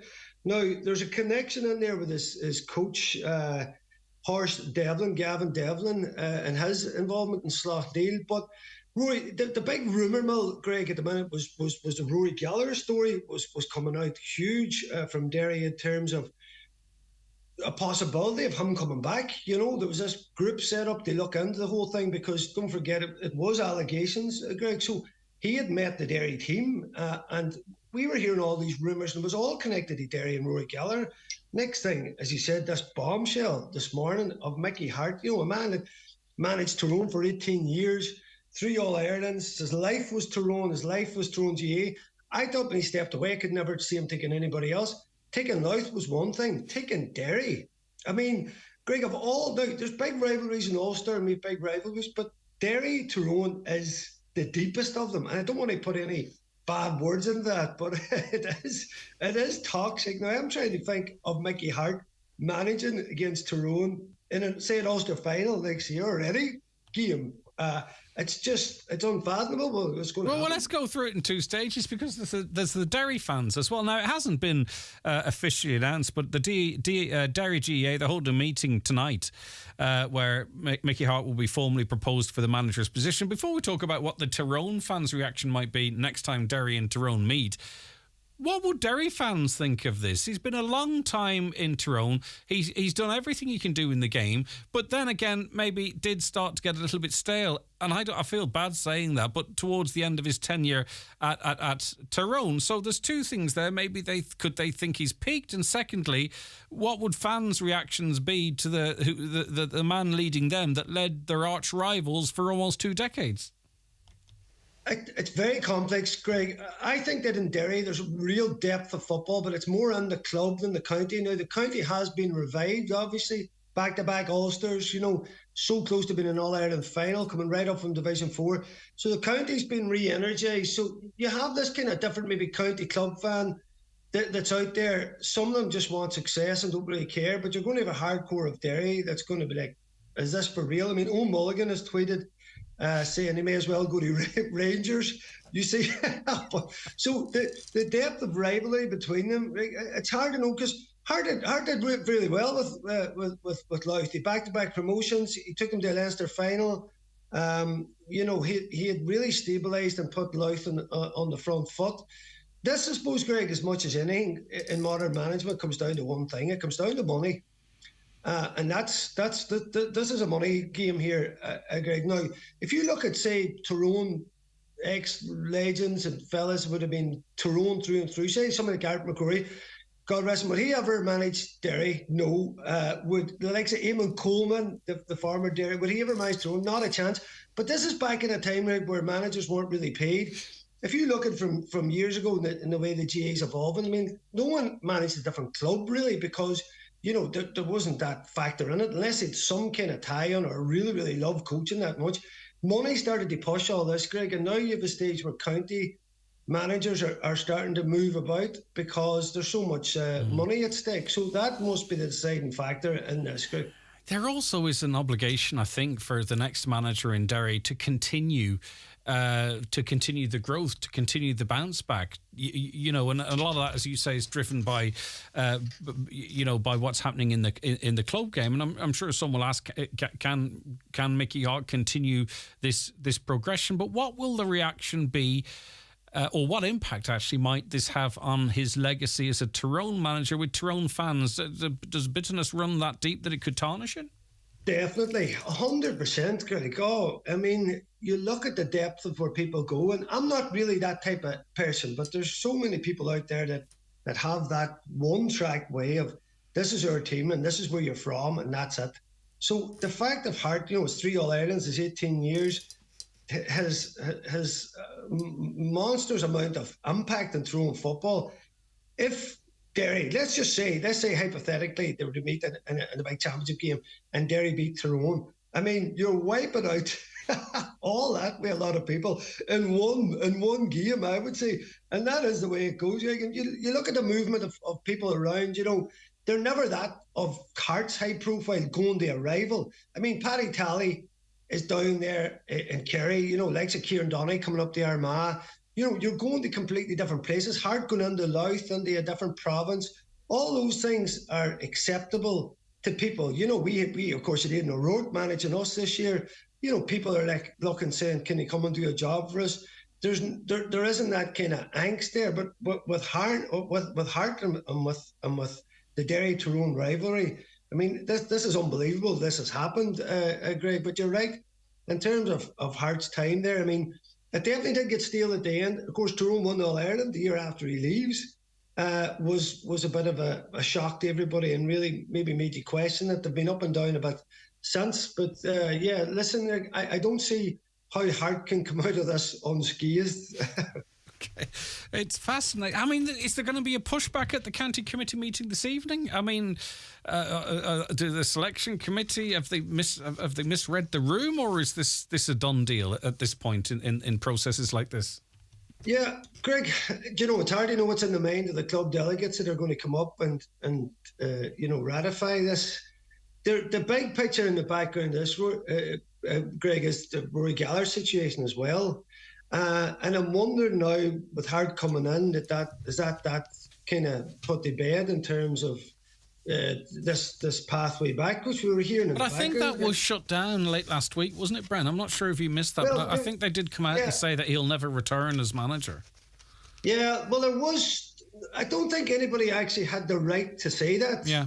You see, because, and again, not going into the specifics of it, Greg, but there's due process here, and have you the right to kind of say that? There was a committee was set up to look into it. No, and all I get that. you. No, everyone's entitled to due process for sure. It was hanging a bit, Greg, and there was so many rumours coming out about this, and they say about Rory and his interaction with the team up until now. So the fact that this news is broken today, it was the last thing I thought I was going to hear. It's not what shocks you.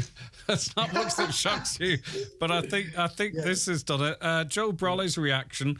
What in the name of F was his 5-lettered response. He went on then to say this is the worst thing happened to Derry since the plantation. But anyway, listen, Brent, thanks very much indeed for helping us cover that. I do appreciate it. Have a lovely day. Take care. Brendan Devaney there, presenter of the DL Debate last night's show, available for you to podcast right now on our website. Thanks so much for being with us all day. It's been great having you on the programme, having you with us as we present the programme. We'll be back with you tomorrow morning at 9. Stay tuned. John Breslin's coming up around the Northwest.